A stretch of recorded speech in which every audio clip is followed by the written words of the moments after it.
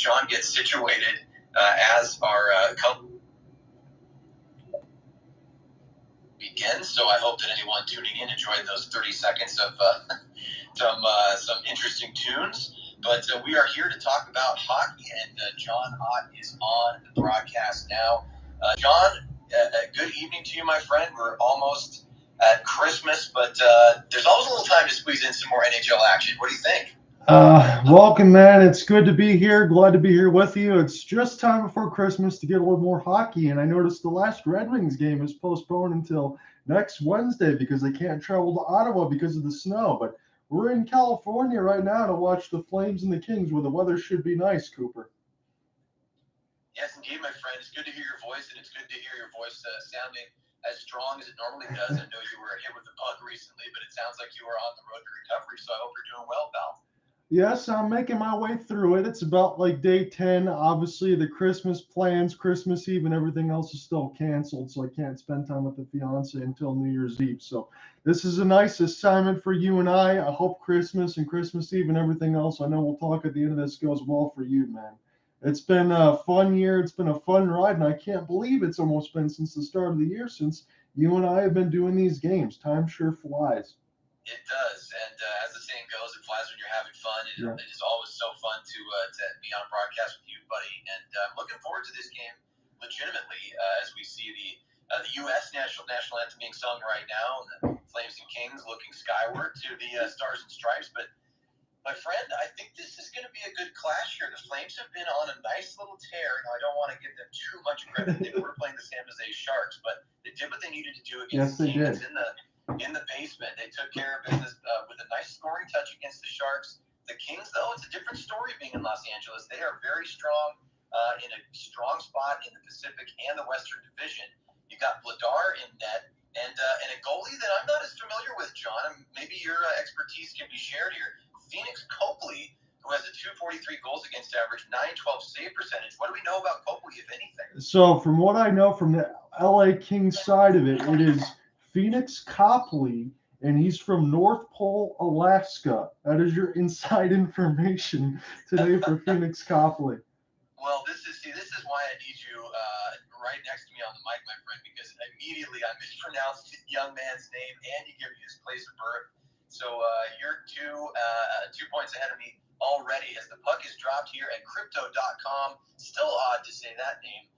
Once upon a time, Staples Center in Los Angeles, LA Live. So here we are with the Sportsnet feed. John is based in Michigan. I'm actually in Washington State tonight as this game gets started with an icing call. And Rasmus Anderson is there to get the whistle blown. And John, even though we're far apart, we are here on the call together. I'm curious what you think as we're 16 seconds in. Do you think the Flames have a shot against a pretty hot LA team tonight? Yeah, LA wants to win this game tonight to be able to stay second in the Pacific and stop the schedule a little bit for the Christmas break. I think the Flames do, but this is going to be a stiff test. Yeah, absolutely. And Nazem Kadri is able to win an offensive zone draw right there for the Flames, and it's kept in by Huberdeau. Now the puck bouncing in front of Copley. Awkwardly has to stick that one aside. He actually almost fell down on his mask right there, but able to pop back up in the blue paint, and the Kings will take possession. So the Kings right now on their own end looking to break out. There's a stretch pass right there that's taken away by Calgary, picked up by Huberdeau one more time. Bit of an extended shift for some of the Flames skill players right now as they come out of their own end. There's a pass from Weegar that's tipped along and taken over by the Kings in the face-off circle.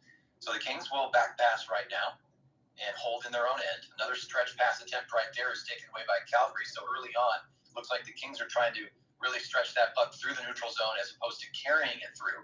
And Chris Tanev wearing an A on his jersey tonight as he has when he's in the lineup for the Flames. He's back in, and I believe we have an offside right now. So the Flames getting a little healthier, but the Kings also looking pretty strong in that department. So two basically full lineups for these two teams as they clash in this Pacific Division rivalry. Yeah, the only one that's not going to be available tonight for the LA Kings is Arthur Kelly. He got hurt from the shot block the other day, so he's the only notable that's out. Ladies and gentlemen, that is John Ott at his very best. He is bringing the details. I just speak in broad terms as right there Ruzicka is knocked over at his defensive blue line, and the Flames try to rim this one around, but it's going to be picked up by the Kings in the far corner. Your starter for the Flames tonight, Dan Vladar. First time he started in a couple of weeks, in fact, almost 2 weeks exactly. His last start was on December 10th. So let's see how he looks as the Flames come in with a partial 3-on-2. There's Michael Stone, who fires one across the face of Copley, and it'll be taken by Nikita Zadorov right there. Held in by the Flames, but the puck will be kicked out by Los Angeles. Now they're 2-on-2 the other way. Holding the puck are the Kings, but it's turned over. Nice job right there. Great stick by the very tall Nikita Zadorov. You can always pick him out on the ice as 2 minutes are gone here in our opening period. Copley comes around to take a look at that puck that was sent in by the Flames, but he lets it go and is held right there. Knocked away by the Kings, who are going right to left on your radio dial, wearing their black and silver trimmed jerseys. Flames in those classic road whites with the red shoulder yoke and yellow trim. They go left to right. So right now they try to press into the offensive zone with Elias Lindholm. He's been paired with Dillon Dube of late, and they have produced quite a bit. Dillon Dube's looked very good for Calgary, so maybe, John, we can touch on his performance. But there's a turnover by the Flames, and Vladar is called into action after a shot from the blue line sneaks all the way through. He has to pad it aside with the right leg. So 17:20 to go here in the first. Flames battling for the puck behind Dan Vladar. He swivels that head around left to right, and the Flames will come away with it. Tyler Toffoli with the puck. He's also been on that line with Lindholm and Dube. And the Flames will slow things down a bit here, change lines, and try to break it out. They dump, and Kadri will chase, along with Milan Lucic, who was a healthy scratch, John, for several games, but got back into the lineup and promptly scored a couple goals in a couple nights. So let's see if you can keep his scoring touch alive. Here come the Kings the other way now. They're trying to set something up in the O zone. They have it near the left point. It's held right there, a bouncing puck. Fighting for it, but there was Kevin Fiala, and the Flames will come away. Here's a breakout now. All alone are the Flames coming in on the breakaway, and the score! The Calgary Flames open it up tonight, and John, it's the big man wearing number 10, Jonathan Huberdeau. 1-0 Calgary. It's always nice to see Jonathan Huberdeau score a goal, isn't it, Cooper? He was able to stay on sides. The pass was just fast enough, perfect timing, and the Flames get on the board at 16:37, courtesy of Huberdeau. Yes, they certainly do. And you know what? This is what, John, you and I have wanted to see from Huberdeau in a number of games. He always seems to take the extra pass in this first third of the season or so. And guess what? He didn't have a teammate to pass to that time. Had nothing to do but shoot. Keeps it really simple, goes 5-hole, and all of a sudden, Calgary is up early. Yeah, Copley, I will say one thing. That 5-hole space was like the Red Sea. He would have liked to have closed that a little quicker. Yeah, I agree. He made it too easy for a goal scorer as talented as Jonathan Huberdeau. That's his 6th goal of the season right there. And the assist will go, I believe the only assist going to Milan Lucic. So Lucic doesn't put it in, but he does get the apple. And about 4 minutes have gone here in the first period. The Flames score on their first shot attempt. So 1-0 Calgary. And of course, you might hear it in my voice already. It doesn't bode well for me. Pardon me, the voice is already getting scratchy during our first intermission. I will have to relay some stories about my recent travels that were tripped up due to some of that winter weather. The bomb cyclone definitely affected my flights. So pardon the scratchy voice early on. And when we hit a break, John, I might have to trade out with you just for a moment so I can collect myself. But here I am, and here are the Kings as they take over in their defensive end. And yes, it seems to be a strategy here. They're trying to really stretch that puck, and they do successfully right here. And with some stick handling, the Kings get deep. That one was a nice move right there by Anderson Dolan. So the center for the Kings did a nice job to keep the puck down low. 15:22 to go here in the first. Flames try to break out along the right wall near the penalty boxes. That's Trevor Lewis, but he's bumped off the puck. And the Los Angeles Kings take over. Holding right there is the famous number 8. That's none other than Drew Doughty. He's got possession right now and will look to start an offensive push for his squad. Dan Vladar out from behind the crease, and he picks up the puck and promptly turns it over to the Kings. But the Flames and Chris Tanev able to knock it out right there. They have it at their own blue line. Tyler Toffoli with a cross-ice pass, and there's a nice stretch pass forward that bounces to Copley. He will pick up and paddle that one forward, but it's turned over. Toffoli looked for a centering pass, but it bounced past everyone. And now Noah Hannafin tries to poke check it back toward neutral ice, but the Flames will have to defend here as the Kings trap the puck deep in the near corner. Again, one shot apiece. Calgary is up 1-0 on the scoreboard thanks to Jonathan Huberdeau. Kings holding possession right now, but even as I say that, they give the puck away. Flames will carry this one out to neutral ice and knock it into the Kings' end. So Los Angeles on the puck right now. Kevin Fiala with it right there. Sends it to the far wall. and the Kings chip this one into neutral ice. It's picked up right there by Anze Kopitar, bouncing puck to Vladar's left. Noah Hanifin checking. This one will be held in just barely at the blue line at the right point.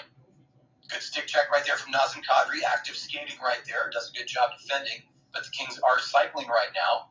But again, it seems every time I say it, just at that moment they turn things over. Again, they are able to keep the puck in right now. A man goes down. That's Huberdeau who blew a tire. And the Kings look to center right there, but it was behind everybody. Puck still behind Dan Vladar right now. And it looks like there was a potential penalty. Huberdeau was tied up, but no call made. So the Kings, with more extended zone time here, Flames have had opportunities to clear the puck, can't do so. Now Chris Tanev makes a nice move, and I think the Kings basically just called off the Dogs. They have to go for a change. So a lot of opportunities, but really nothing dangerous right there for the home team. 7 minutes have elapsed here in the first at Crypto.com, and I think, John, we have an icing right there. If we can confirm that, but either way, play is whistle dead. Yes, we do. We're going to go to a commercial break. So if I need to pick you up here, Cooper, I can handle the play-by-play now. I'm feeling good enough on that side. And what I just saw, because I got the LA Kings broadcast, Nazem Kadri had his stick tied up with Kevin Fiala, and there was no call. Very interesting. Yeah, we'll have to look at that. I mean, obviously, we're still early here, but these two teams makes me think of the Matthew Tkachuk era. Certainly no love lost between the two. No. Drew Doughty and Tkachuk used to have some pretty epic one-on-ones, a lot of face washing going on. So we'll keep an eye on the physicality, but I certainly like what I've seen so far. There's a nice balance for the Flames, and Jonathan Huberdeau finishes as I think Flames fans everywhere would expect him to do. So great start for Calgary. So what's going on with your trip and all that? What happened? So not only I happen to be, hey, listen, home for the holidays, right? So Sure. I'm home at my parents' place right now, north of Seattle, and I happen to be in a spare bedroom, and the heat is on because it's about 26 degrees. I mean, hey, listen, Right. I'm not gonna complain to a Michigander about snow, but it's been pretty wintry here, and so it's cold. We got the heat going, so I'm dehydrated. And the long story short of it is I flew from New York. I flew from JFK, was supposed to go straight to Seattle yesterday. Flight gets canceled, rebooked. So I have a total, thanks to a nap, of about 2 hours of sleep over the past 30 hours or so.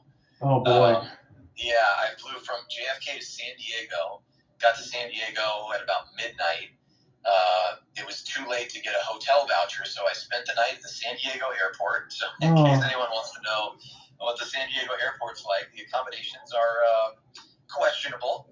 But eventually, after a long layover, finally made it up to Seattle just in time to kind of collect myself, see the parents, have a bite to eat, and, hey, I'm just on the grind with you, my friend. I'm not going to miss the opportunity to call some action with you, and here we are. We're doing some hockey. Well, no, I appreciate that, man. But if you ever feel like it's going the other way or whatever, I can definitely help you out tonight. So. Well, listen, we're back here, and I'm not sure if our feeds are synced up, but the Flames had a neutral zone draw right there, which was eventually won by the Kings. We are on a 4-on-4, and I think we have another penalty coming up. Looks like holding the stick, but that's not good news for the Flames because Tyler Toffoli is begrudgingly against his old team taking a penalty and skating to the box, John. No, it doesn't look good because before that we had the Kadri Fiala situation that I was talking about. They figured that out, and now it is Tyler Toffoli. And on the LA Kings side is the broadcast that I have. He got the stick right up in the face of Trevor Moore. So I don't know if that's going to be a 2 or a 4. Right now I see 2. Yeah, I see 2 as well. And you know what, John, if you don't mind, why don't you jump on until we hit the next commercial? Okay. I'm going to throw in a little Ricola. I'm going to do a little throat drop here. Do you want to take the play-by-play? All right, man. Sounds good. So we're going to get into this now. It's a 4-on-3 power play for the LA Kings. You don't set it too often, a 4-on-3. About 13 minutes left to go in this first. John out here with you with Cooper Hopkins. We're going to be bouncing back and forth in the play-by-play side because I want to make sure my broadcast partner is going to be doing okay here as I'm getting back on the run myself. So Drew Doughty has it in the high slot, going to leave it here for Arvidsson, and goes back to Doughty. Kempe has it at the right face-off dot. He's holding. Leaves it here for Kopitar. Gets it back, Kempe. And now Anze. Now to Kempe in the high slot. Extra passing. Vladar was all the way over on the right post, and that one stayed out and got the whistle. So good puck movement there for the LA Kings. Dan Vladar was right where he needed to be, and he made the save. Yep, he's called into action in a pretty significant way right there. Shot from the face-off circle comes in. He makes a nice stop. I saw him move the cage as he bumped it with his shoulder. I thought that puck was in, but kept it out. So the LA Kings, they win this draw and they keep it on the right side of the blue line. They still got the puck possession now. As Viktor Arvidsson all the way across, and Vladar makes a huge save on Kopitar. Wow, Kopitar, you can see him with a choice word after missing that opportunity. He was right down low, and Vladar closes those pads. He squeezes the legs and keeps it out. So they say it's Dan Vladar's first ever start against the LA Kings, and I know it's been some of the same faces that have been there for a long time, Cooper, with Kopitar and Doughty and Jonathan Quick, although not tonight, but this team is still as good as they've ever been. So picked up now by the Flames on the defensive zone draw, and the Kings will intercept as Anze Kopitar will play this to an open wing. One of the Flames has to elude the stick that's on the ice and then now get to the neutral zone as Lewis can drop this one down. This goes back to Pheonix Copley, who's going to leave it here for the captain, Anze Kopitar, long-time tenured captain at that. I'll drop it to the LA Kings logo, to the Crypto.com Arena logo, I should say, and this is picked up now by Arvidsson. Arvidsson will get this back in the high slot and leave it here for Kempe. Kempe going to hold, is going to get it blocked from Christopher Tanev from my Arvidsson blast. That one had to hurt, and Copley goes all the way now to the right side of the red line. Going to leave it here for Adrian Kempe, still 25 seconds left to go on this Kings power play. This is a big-time matchup just before Christmas in the Pacific Division. Flames want to continue the momentum that they've had over the Sharks, having several high-scoring games, and you can't put that aside, even though it is the Sharks. When you put 7 in the back of the net, that's something to remember. So Gabriel Vigliardi, he's been one hell of a pickup from the Minnesota Wild, but he got knocked down hard. The puck is loose off the one-timer. And Trevor Moore gets denied by Dan Vladar. Man, he's been good so far. Yeah, Vladar has looked really good. Basically, every shot has forced him to go right to left, from right post to left post. And man, you made a great call there, John. Boy, what a check by the Flames. I'm not sure if that was Tanev who put the hit on, but yeah, Vigliardi went down hard. That was some major physical hockey right there. So from what I saw, I just double-checked the ESPN box. They have Tyler Toffoli on a double minor. So the LA Kings power play is still at 2 minutes. So Lindholm gets it now, and this goes back to the defensive end here for the Kings. And they're going to take their time, get this across the red line, and leave it here for Kevin Fiala as this gets dumped back down the ice to Pheonix Copley. Copley will leave it here for Sean Durzi, and they'll crisscross. Durzi now toward the left wing side. He's going to make this back pass as the Kings are still trying to get set up here. Here's Trevor Moore. Across the blue line side, but Kevin Fiala got to go back and touch up as the Kings will dump this one back down. Trevor Moore tries to recollect, although the Flames trying to get in the way. They keep this on the left side blue line with Sean Durzi. Now Phillip Danault with the extra cross pass, but a little too fast for Moore. Now it's Durzi. Back to Moore. Moore holding near the right side dot. Now back to Sean. Sean going to take his time. Going to leave this here for Phillip Danault. Extra pass, Fiala. And in tight, Vladar makes the save, holding on the left post. Wow. You know what? I fully approve of Kevin Fiala's choice to shoot from close range right there. I mean, he was about 5 feet away. But Dan Vladar has looked very sharp early here, John. And that bodes well. I mean, listen, this isn't something the Flames can often say or haven't been able to often say to this point in the season.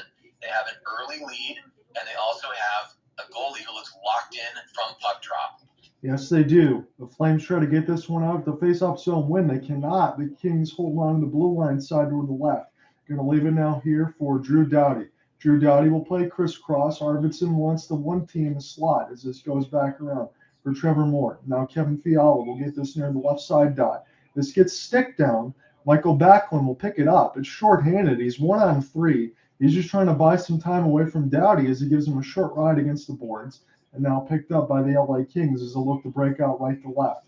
Off the forehand, Kevin Fiala gets it knocked away. Good forecheck in there by Trevor Lewis as they get this down the ice, and Copley way out toward the left side of the red line will touch back up and leave it for Doughty. So the Kings power play, I would say, Cooper, it's been pretty good, but Dan Vladar has been better. He's answered all the shots. And this is played toward an open wing. Anze Kopitar leaving here for Doughty. Kopitar in the slot with an extra pass, and I'm surprised he didn't let that one go. Doughty picks it up off the backhanded pass. That was a rocket and went right in the breadbasket of Vladar. Wow. You don't always see that in this day and age. And Drew Doughty goes kind of old school right there and really winds up just a howitzer now. I mean, he hit the bullseye. He made it easy for Vladar to make the save there. Not a ton of traffic. Boy, Doughty really wanted to fire that one on, and he did. So Vladar, he's been really good throughout this whole thing. He's already had to kill a couple of penalties. It's 6-1 now. A face-off win here by the Flames. They need to get this one out, and they do, as this goes back to Matt Roy. Roy will collect there with Mikey Anderson, the defensive partner for Todd McLellan's squad, as this is picked up now by Dan Vladar. He's going to leave it back in behind the office, and Jonathan Huberdeau will get this one down. It's going to be an icing, though, against the Flames, so they cannot change. Yeah, John, I think you're going to agree here because the proof was on our screens. I mean, that was a really nice sequence right there. Now, Flames have had some penalty issues. We've called games. We've seen, those overtime games from a couple weeks ago. As puck is dropped here, I'll get back to my thought and let you continue, John. But yeah, the Flames have had some penalty issues. So Flames might have something here. It's a 2-on-1. Tanev, and that one went off the left side of the post. He didn't look to pass it. He looked to shoot it, and he almost sniped it. As Kadri comes together there with one of the LA Kings, and this goes back down the ice here where the Flames can settle it back down. Doesn't count as a shot on goal, but it was pretty close for Christopher Tanev, who has the puck now. He gets us in across the red line as Copley will watch it go by. He's going to go by the left side post.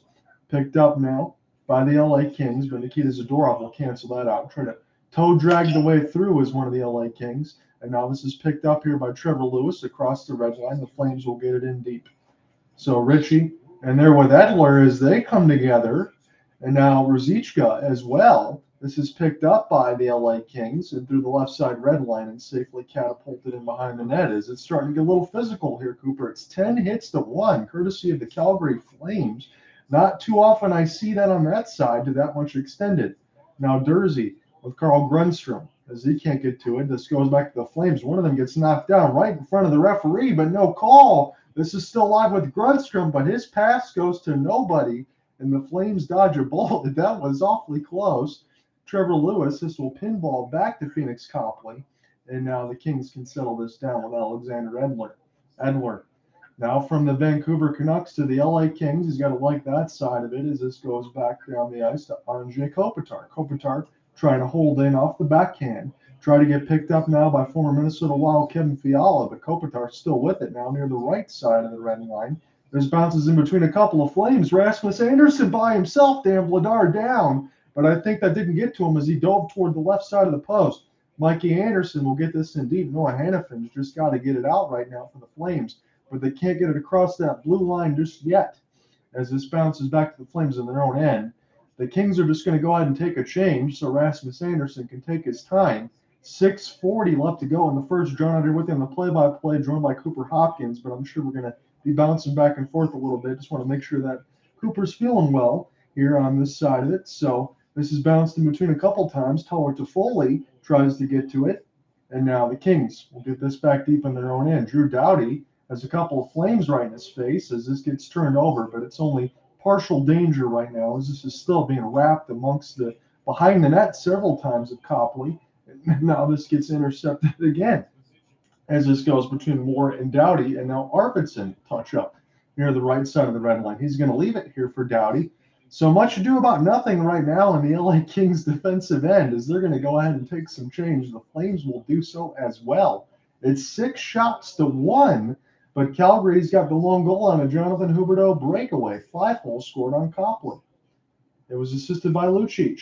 Stick battle. This is going to be partially won there by the Flames, and the help is Nikita Zadorov will find it as one of the LA Kings blew a tire there in front of the net. This gets dumped down the ice. This hits the goal stick of Copley as we've hit the 5:30 marker of the first. Off the backhand, played ahead. Blake Lazat got smoked toward the right side of the boards by one of the Flames, and Rasmus Anderson will pick it up now. And now Richie will get this one down. Copley will play it again as he goes back to his net, holding on that left post. The LA Kings will take their time as they'll just backhand this one to an open part of the kick plate. And this gets picked up by Sean Dursey. He's going to rattle it around Vladar's cage. Picked up now off the forecheck by Gunstrom, but only momentarily. And now the Flames will collect. They've had some active forecheck, are the LA Kings. They are down in this game, but they're very noticeable right now. Alexander Edler's, the shot tip goes just wide. This goes back around Gunstrom, who has a look at it. Jared Anderson Dolan loses it, and this goes back down the ice to Alexander Edler. And again, the Flames have iced the puck. Yeah, John, it's interesting having watched the last 5 minutes or so. As on the Sportsnet side, the feed that I have, we're seeing Chris Tanev's really beautiful wrister as he was streaking in, fires from the face-off circle, puts that over the blocker, Copley, and about 3 inches to the right, and that's posted in to make it 2-0 Flames. But the Kings have looked to be the stronger team, a little bit more the organized team over the last 4 minutes or so. That's what I would say right now, but you have to look like you always tell me and everybody else would say. You got to look at that scoreboard right now, and the Flames are happy to be on the right side of it. And this is a big-time matchup right now with the divisional opponent. You want to get right there before Christmas because, again, you got the back-to-back tomorrow with the Anaheim Ducks as it's yet another icing against the Flames. Yeah, a bit of a West Coast tour for Calgary here as they had those 2 against the Sharks, winning both. And now they have back-to-back the LA Kings, then heading down the 405 freeway to Anaheim. It's going to be an interesting one. They'd love to take a victory into tomorrow night's matchup against the Ducks. You'd have to think the Flames would be pretty solidly favored in that one. But you need more than one shot on goal here. They do have the lead, but got to get some more ozone time. Yes, they do. And the face-off loss there, the LA Kings will collect it. This goes harmlessly through the blue paint, but it didn't look so harmless. It was just a stick lift that stopped the goal-scoring opportunity. Blake Coleman comes together there with Mikey Anderson as they're all kind of pushing and shoving. This is picked up by Andrew Mangiapane. He's just going to fire one on, and I don't blame him at this point. Flames want to get some chances. Mangiapane stuck now near the right side of the red line. Here's a chance for Fiala come all the way back, and now Doughty will pick it up as Backlund will knock it away from him. But here's Adrian Kempe. This is a 3-on-2 opportunity, going to be dropped off and shot. This gets blocked by Big Nikita Zadorov as the refs got to get out of the way as well. And this gets picked up now left to right. Here come the Flames with Michael Backlund. They'll get this one down safely across the red line where Drew Doughty can actually touch up here. So 3:30 left to go in the first. John out here with you on the play-by-play, joined by Cooper Hopkins. We're going to be getting by first period intermission as this has been a quick game so far. 3:20 left to go in the first. 7 shots to 1, but Calgary's got the 1 goal from Jonathan Huberdeau. So picked up now. Iafallo going to leave it here for his defense, and that one goes just wide of Dan Vladar. That was a wrister that was just bouncing everywhere. Tyler Toffoli will touch up now as this bounces in between Ruzicka as they were trying to make the change, and some of the fans had a little bit of a laugh about it as this gets dumped down by Dillon Dube. Dube will try to recollect here, trying to get around Roy. Danault will come back and check up here. Phillip Danault has been one hell of a pickup since coming from the Montreal Canadiens. He's an excellent two-way forward. Mackenzie Weegar, as this goes now between Alex Iafallo, picked up by Elias Lindholm. Lindholm, it's 1-on-3. He's just going to dump this one down. This hits the goal stick of Pheonix Copley. And now Dursey will fire this one in to the Kings. This is picked up by Vigliardi. They're going to play this off the sauce to Blake Lizotte. Lizotte will hold, give it back to his defense. They'll fire one right out. It bounces in! In for 2, and it's bounced for the Flames. But the Kings will take it as they tie it at 1. Wow, John, what can you say here as we get a shot of Darryl Sutter's face? Of course, a 2-time Stanley Cup winner here in Los Angeles. And Vigliardi makes it a tie hockey game. The Flames just haven't seemed to really been able to hold possession for a good chunk of the second half of this first period. They haven't looked like the worst team necessarily, but you know what? That's when puck luck starts to come into play. The Kings have had more possession. They've had more time in their offensive zone, and eventually, even if it has to be a greasy goal, a bit of a messy goal, that one just bouncing awkwardly over the shoulder of Dan Vladar, it seemed like it was bound to happen. And there's 2:15 left in the first. Flames need to answer. So from what I saw, Walker was pinned on the right side of the boards. He just lets one go. Gabe Vigliardi gets that post position, if you will. He gets the tip, and it puts it over Vladar and ties this game at 1. So it's 9 shots to 1. Gabe Vigliardi just scored the latest one for the Kings. It was Jonathan Huberdeau for the Flames. And now the Kings ice it. So this is an opportunity here, Cooper, and I'm just going to say this inauspiciously. Get a face-off win, get a shot. I'm getting tired of seeing that 1 on the left side of that score, Chiron. Yeah, during one of the previous race, John. We were talking about that there were, not that long ago, some overtime opportunities for the Flames where they took bad penalties. Look, the penalties haven't been the issue. It's been the 5-on-5 play so far for Calgary, as we're going to do this face-off again to the right of Copley. So it looks like Adam Ruzicka and Blake Lizotte. This gets won by Ruzicka. The one-timer gets blocked a couple of times. This is picked up now by Viktor Arvidsson, former Nashville Predator. A lot of off-season pickups over the last couple of years for the LA Kings, who are supposed to be in the midst of a rebuild. And then they've just put themselves right back in the spot where they're always competitive. So it's a good young team, and it's a good test for the Flames. Blake Lizotte now toward the right side of the red line. Going to drop it here for Arvidsson in full flight. What a stop by Vladar as he dropped it right back to Arvidsson and Lizotte. That was a pretty play there. Picked up now by the Flames. And now Richie from Ruzicka. Richie will get this one down. And Cooper, I'm going to say this. I just really haven't seen the Flames get in the offensive zone too much. I don't know what's going to change here in the second period, but we can certainly talk about that because something has to right now. It's been a one-sided contest, it feels like. Mangiapane going to let one go right into the breadbasket of Copley. That's just his second save of the period as we go to a commercial break.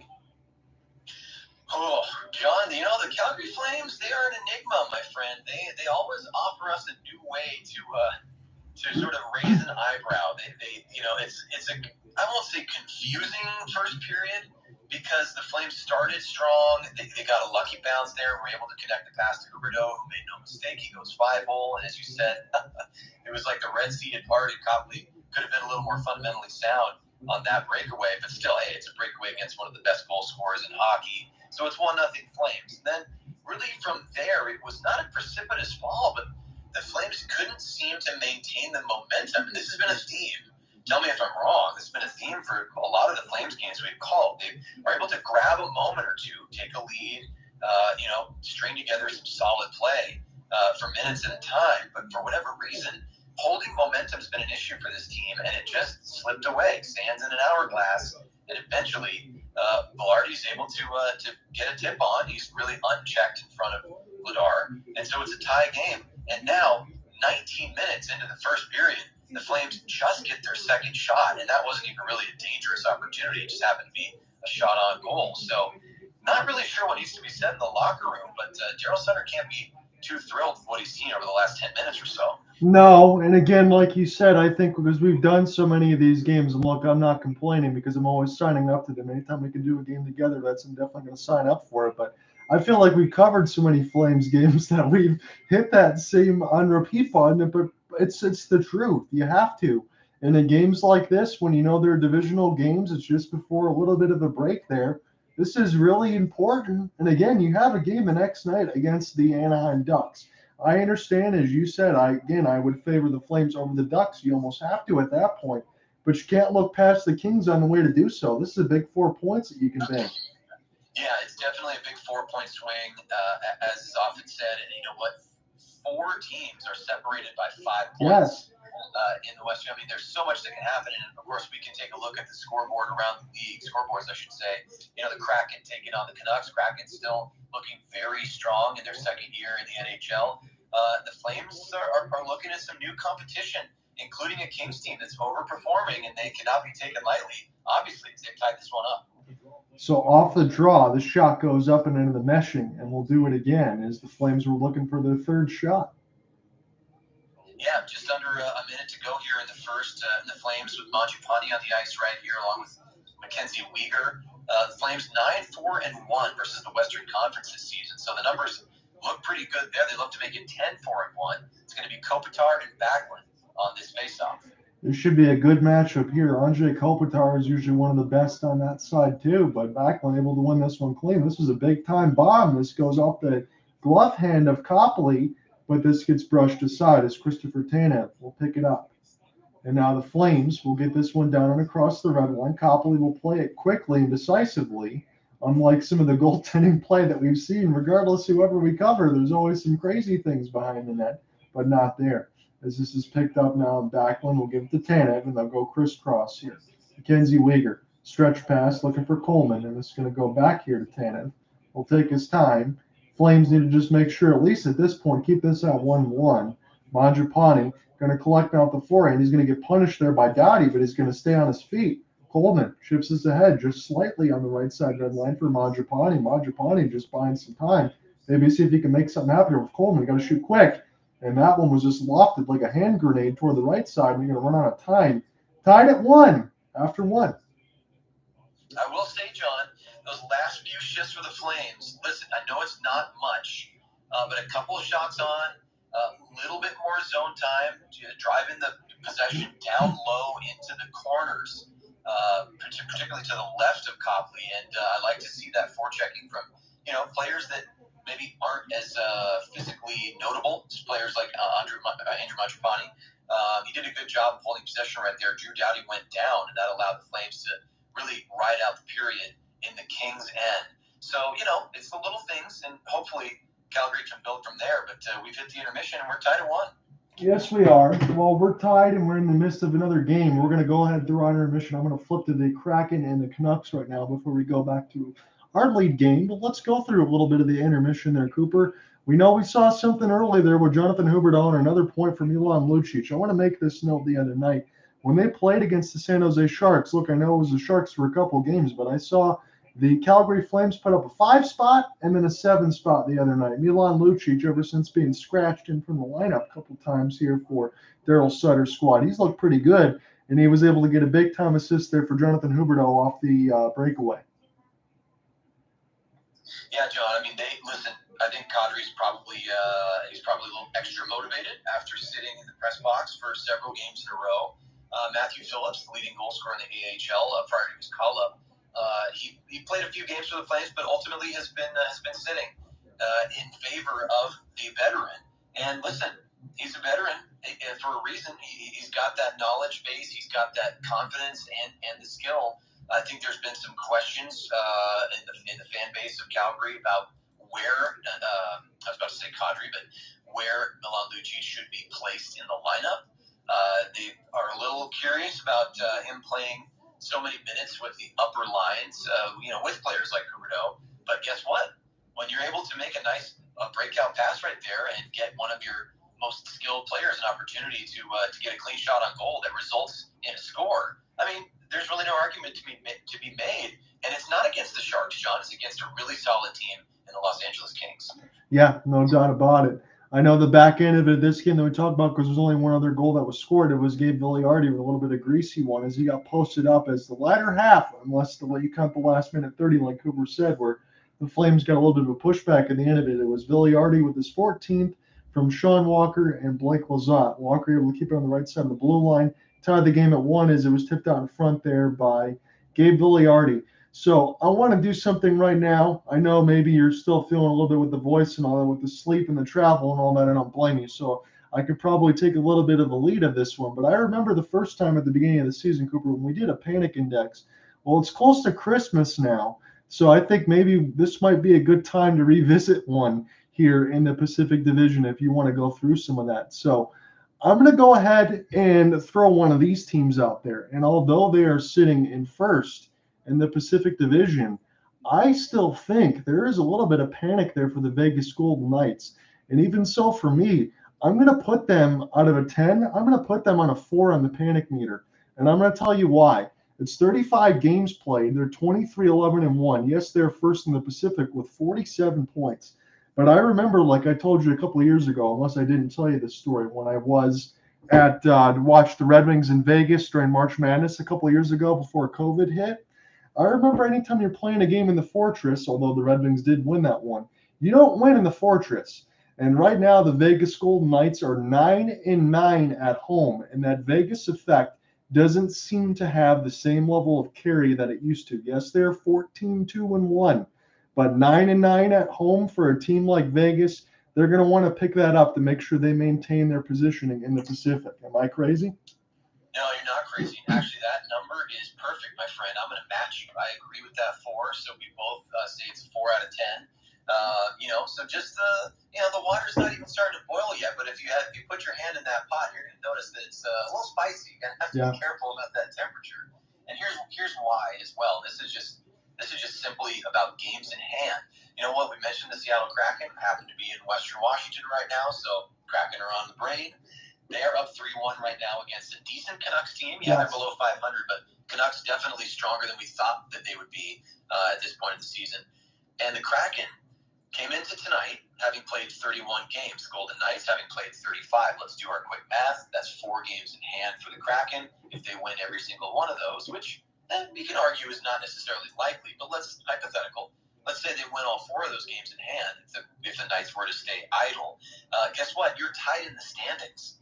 And the Kraken are definitely no joke, nor are the Kings. I mean, I'm sure that the Knights would love to see Calgary actually win this game tonight and keep the Kings at bay behind them in that second spot. But even so, if the Flames do come away with the win tonight, the Kraken look like they're well on their way to a W, and that would put them in a tie, John, for that second spot with the Kings. So the Knights have to look over their shoulder.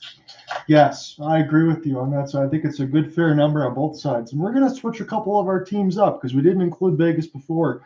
I'm going to include another team. I know this is the Central, but we'll mix this in a little bit with the West because we talk about some of the injuries. The Colorado Avalanche are sitting in the wild card with 31 games played. They have games in hand, 18, 11, and 2, 38 points. I know you and I have talked about how we feel about the Avalanche, but again, we have to remind folks at home that they're dealing with so many big-time injuries. And right now, over the last stretch of games, they're about 4, 5, and 1, right? But they're staying in there. But keep this in mind when you're talking about Nathan McKinnon, Gabriel Landeskog. Again, Cale Makar really is the only big piece that's still there. For the Colorado Avalanche to be able to do what they're doing right now, sitting at 38 points in the top of the wild card, my panic level for the Avalanche, Cooper, and I'm going to make this a safe one. I'm going to put a 1 in there. There is no panic from me. Yeah, you know what?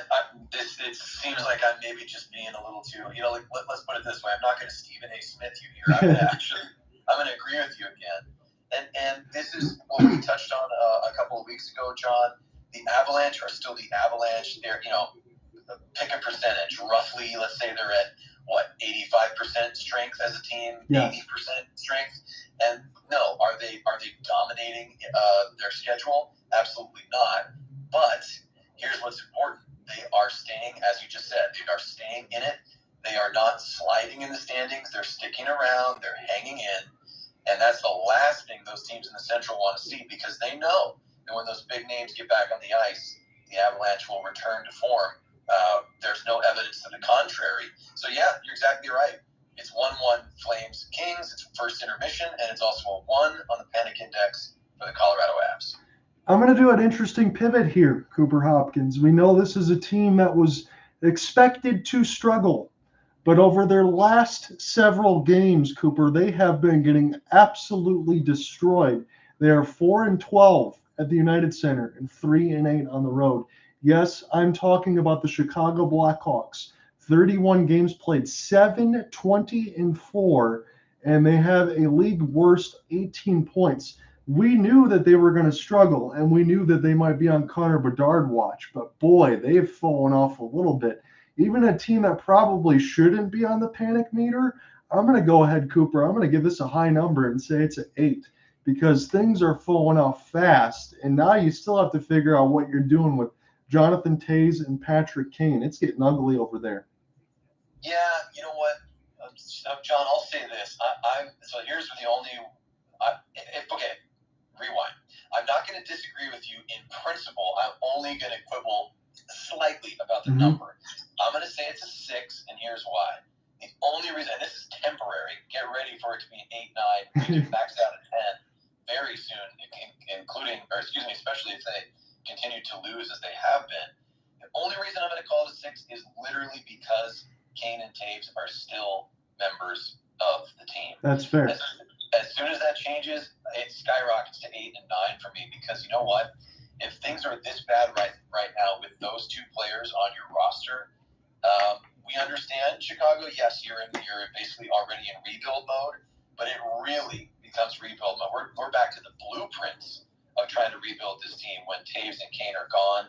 That seems to be inevitable. It's just when, not if.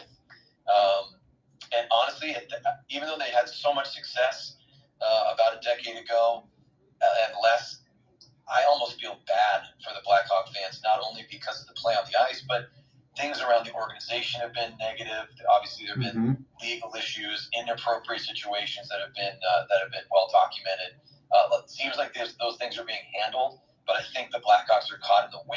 out of that, and I don't expect things to get any sunnier anytime soon. Do you? No, I don't. And Cooper, I want to throw this out there too, because I want to dust this back to the teams that we always talk about in Alberta. I'm going to throw a critical question at you right now. Flip a coin. If the playoffs, I know where they are in the standings right now. Edmonton and Calgary are neck and neck with each other, and a win from Calgary is going to put them in the same spot with 38 points. If you have to pick one team, who makes the playoffs right now as we get close to Christmas? Yeah, okay. This is going to come as a shock to no one who knows me or broadcasts with me, but I'm going to pick the Calgary Flames. I'm going to pick the Calgary Flames because I believe that there is a similar DNA, and it's not just because of the presence of Nazem Kadri. There's a similar DNA. It may not be the same. It may not be as strong, but there's a similar DNA between the Flames and the Avalanche. The Avalanche have a pedigree. They're literally defending champions. Those players know what it takes. And like we said, when those injuries become a thing of the past, the Avs are going to get right back to where they were. Right. At least you and I strongly believe that. I think there's similar DNA for the Flames in that they're not necessarily fighting the injuries and trying to get back to a place. They're trying to get to a place for the first time as this roster is comprised. So even though it's simple, it's just the first goal in a first period. It's so refreshing to see Jonathan Huberdeau open goal scoring in a game tonight against a really good Kings team. Confidence building, I think, is so key for the Flames.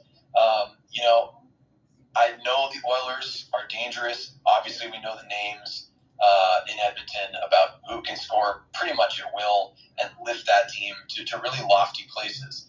But I think there's still belief in the room for the Flames and in the fan base as well that Calgary's going to find their form and be able to continue to push through. And listen, they may not run away with the Pacific. It seems like Vegas has a lot to say about that, and potentially this LA team. But I do think the Flames are going to find a way and potentially even keep the Oilers out of the playoffs this year. So here's the thing. When we did this in the first week of the season, and that was the point where the Canucks were, they were 0-7-2. That's how they started, and that's how we started this game. I think the first Flames score for both of us was a 6. I still think I leave it at this point, but even though Cooper, Edmonton is 2 points ahead going into tonight, I think my panic meter level for Edmonton is above 6 for Edmonton. I think it's at least at a 7.5. I think there's some legitimate concerns. Look, I can say the other way for the Flames that they're 10-6-2 at home, which is decent, and they should improve that 5-6-4 record on the road. And yes, those extra 2 wins that were picked up were against the Sharks just over the last couple of days. So that does need to improve for the Flames. But you have those same old questions that you do all the time about Connor McDavid and Leon Draisaitl being that chasm of point totals. And that's still what you have at the end of the day. And even with all of that, you still have to kick the can down the road and figure out what you're doing with those 2 big boys when you look at on the other side for the Flames when the team's pretty much locked up. Yeah, John, you really crystallized it right there. I mean, listen, is it a comfortable feeling to be looking at Darryl Sutter and the coaching staff and see how often they need to make moves, amongst particularly their forwards, shifting things around? Where we mentioned Lucic earlier. What line should he be playing on? Is anybody going to step up and be quote unquote the guy in terms of just a point scorer?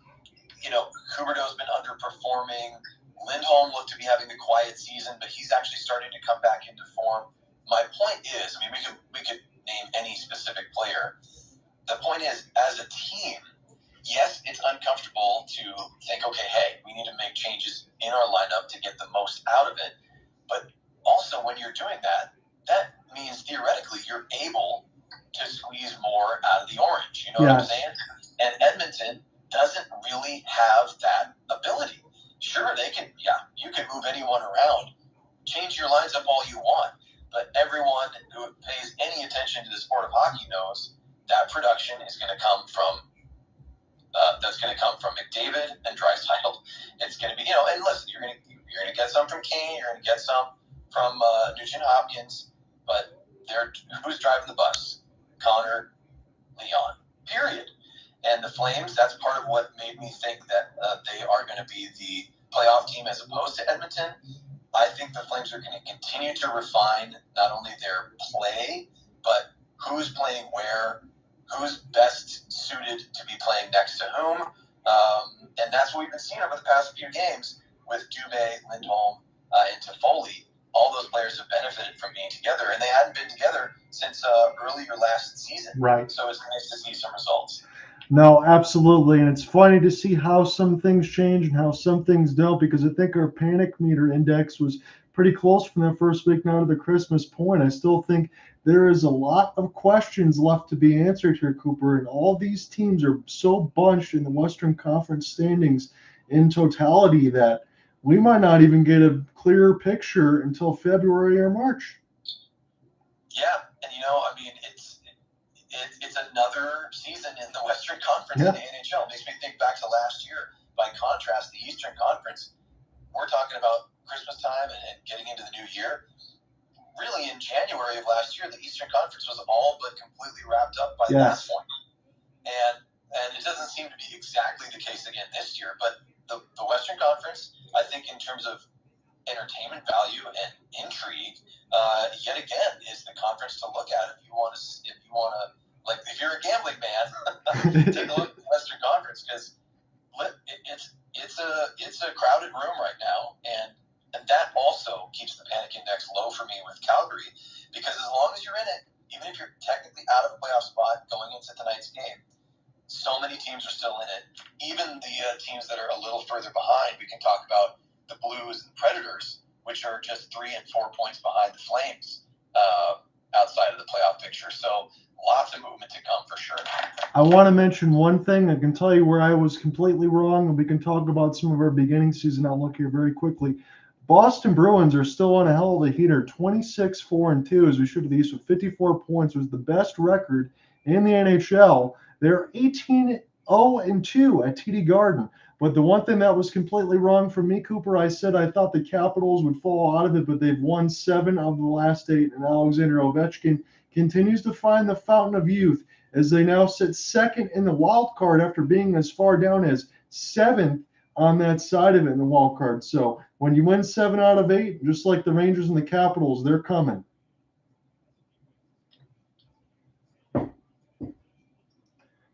So we're going to get back into action right now between the Kings and the Flames. There was a little bit of an outlook there, a little bit of our panic index, and a little bit of the point where I can say I was wrong, because I definitely didn't think the Capitals would be making that much of a run. And the Boston Bruins are still kind of beating the heck out of everybody right now. As New Jersey, I will look at this too. They're at 46 points. They're sitting second in the Metro as Carolina has taken that top spot back. So still a lot left to be decided, but especially in the West, as Cooper said, we're in the middle of a 1-1 game. When we get into our second intermission, we can go a little bit around the league as well. We got a question from Grayson on the YouTube side. Do you think this game finishes over or under 6 goals? I say right now take the under, but I'm not much of a betting man myself. Yeah, it's true. I'll agree with you there, John. As the teams are back out, we're about to start the second period. Yeah, Grayson, I will say take the under as well. And if only I have to bite my tongue on this one, if only just because the Flames, against strong opponents, they haven't always found their scoring touch. So actually, John, if you don't mind, I'll just pick up right here as we have the puck being dropped to start our second period. So we're just 10 seconds in here. 10 shots for the Kings in the first period, 3 for the Flames. 1-1 is your score. Here come the Kings. Moving left to right. There's a nice break-in right there and a wraparound attempt is turned aside by Vladar.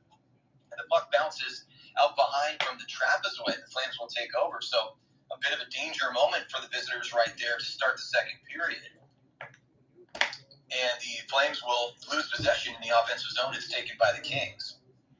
Here they come breaking out on a 3-on-2. They have numbers. Kopitar with the puck's going to send this one across, but it's behind. Couldn't find a teammate there, but the Kings will retain possession. It's passed down front, and Vladar looks behind him. Kopitar let one fly. It went past the left post. So another dangerous chance right there. Could have been 2-1 Kings, but here come the Flames the other way on a 2-on-2. Kings, to their credit, they get back right there, get some numbers, and are able to take over. But the Flames will chase down. They have it in their defensive end right now, and are going to stretch this one along. It's taken by Calgary and immediately turned over. Kadri couldn't get in the end of that pass. So we're a minute and about 20 seconds into this second period here at Crypto.com Arena. It's John Autumn, analysis, color, and the play-by-play because my voice got a little beat up with some holiday travel, not a lot of sleep. My name's Cooper Hopkins, junior play-by-play at the moment. Flames in their road whites moving right to left on your radio dial. 90 seconds in now. Flames dump this one in. Copley takes it behind his net. Kings will take over, and the Flames will go for a change. So LA coming out with it right now. And with control of the puck is Los Angeles. On it right there is Lizotte. He's got it in the corner to Vladar's right. Flames take over possession, and we'll break this one out. Zadorov goes cross ice. Here come the Flames from the far wall. Going to snap this one on right there. There's a rebound in front. Copley couldn't find it. It looks like it deflected off of a stick and up into the netting. So exactly 2 minutes in, Flames with a nice opportunity to take the lead right there. Majapani, that was a good opportunity between Majapani and Colvin. And the play before that, it looked like Majapani got his hand up in the face of one of the LA Kings. That was not called. Then it led to an opportunity the other way that just got brushed up in the air at the last moment. Wow, yeah, we see a replay here on the Sportsnet side. Mangiapane had a bouncing puck trying to knock that one out of the air, and it was turned aside. Now, there's a shot from Ritchie, and that one is patted away by the right toe of Copley. So Pheonix Copley looking relatively strong here. Only gave up that one goal in the first, and that was on a breakaway to none other than Jonathan Huberdeau. And the Flames will battle in the defensive end of the ice right here. Kings are trying to cycle, but a good job by the Flames defense and Chris Tana. Now here come the Flames. It's a 4-on-2. All of a sudden, a huge breakout. There's a shot right there that goes over the glove. I think that was Noah Hannafin. That left-handed shot. The defenseman steps up and tries to risk one high, but it goes wide of Copley's net. So the Flames have possession again. They've made the change. Ruzicka tries to forecheck. Can't do so, but no, the Flames will keep it in. And Copley will actually stick this one aside. A shot came in from the blue line. 3 minutes have elapsed right there. Zadorov sends one to the net, but I don't think it makes it all the way through. A couple of bodies go down, one for the Kings and one for the Flames. Puck is near the players' benches now. In the second period, Flames have that shorter change to the O-zone, so that'll be a benefit as the puck scoots toward Dan Vladar, and he will paddle that one aside. No real danger there. Flames take over in their own end, but can't hold possession successfully. Now Ruzicka will take the puck. He knocks this one ahead to the far wall. Zadorov takes over at the LA Kings logo at center ice, and will chip this one down where it's chased by Doughty. He flicks it with a backhand.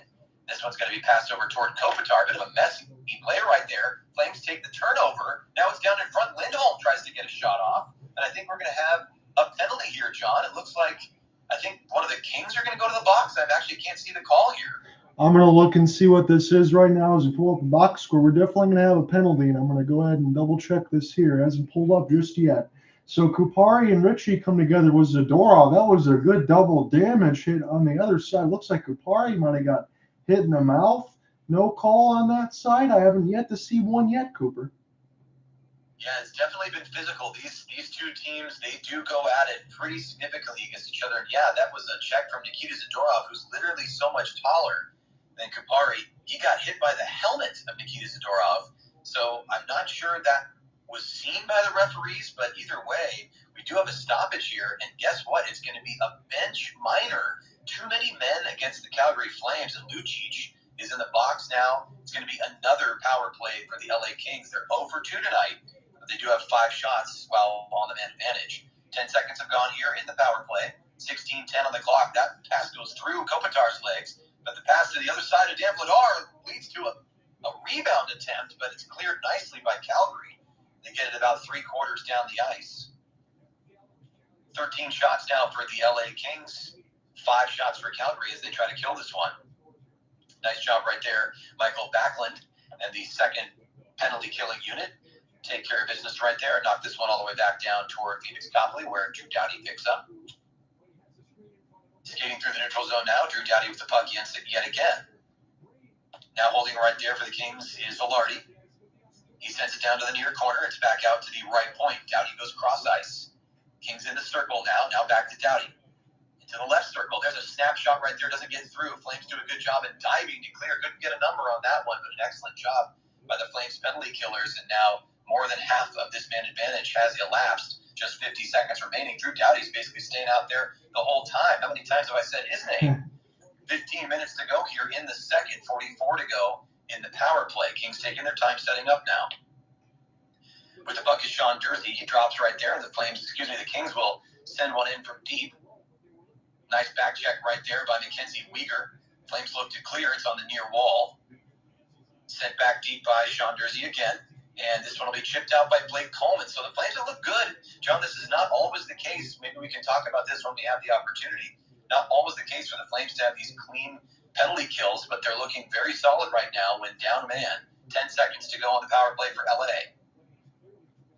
They try to carry this one down deep to the corner left of Dan Vladar. They clear this one back out to neutral ice. It looks like Lucic is up in the box. Zeros on the power play, and Milan Lucic is back out on the ice. So we are at even strength with 14:20 to play here in the second. It's a 1-1 hockey game at Crypto.com Arena. But the Kings have it down low, and Dan Vladar all of a sudden finds the puck under his right pad. Boy, that one developed quickly. That was Viktor Arvidsson down there. And there's a little bit of extracurricular, John. Yes, things are heating up here, aren't they? Arvidsson and Zadorov had a little bit of words there for each other. What I was going to say was the Flames did an excellent job on that penalty kill to be able to clear that puck out, because the last couple opportunities that the Kings had, no, they did not score. But they had a whole hell of a lot of shots in front of the net where Vladar had to be solid. That one was much, much better. Wow, yeah, they've had to be solid 130 times this year on the penalty kill. That stat came up. Credit to the Sportsnet team for getting that stat. The Flames and the Arizona Coyotes are tied for most times shorthanded so far this season. Now, Ruzicka tries to take this face-off. He does take it, and eventually the Flames win it. Nice job by Ruzicka, who's been really solid for the Flames since coming up and getting a lot of ice time. He's been a great young forward for Calgary. Let's see if he can make more of a difference tonight. He's gone on the score sheet several times this year. So the Flames knock it deep. A brief battle behind Copley results in the Flames. I thought it was going to be clear, but there's Michael Stone, who has a huge shot. He actually clips the man I was just talking about. Ruzicka takes a bit of friendly fire right there. He's going to try to get off the ice. I think that Michael Stone shot hit him in the, I'm not sure, probably the ankle or knee area. He doesn't go down the tunnel, but we're going to have to keep an eye on number 63 in white. 13 minutes, 25 seconds to go here in the second. 14 shots, LA.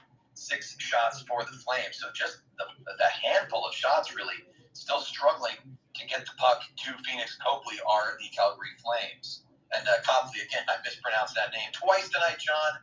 2 strikes for me, my friends. Doughty has it at the top of the circle. They look for a deflection. But the Flames do a good job of breaking up that opportunity, and they'll come back the other way. Nazem Kadri tries to chip around number 8 for LA. Doughty does a good job of bumping him off the puck. And the puck will head the other way. I think we may have an icing here as it bounces dangerously close, actually through the blue paint.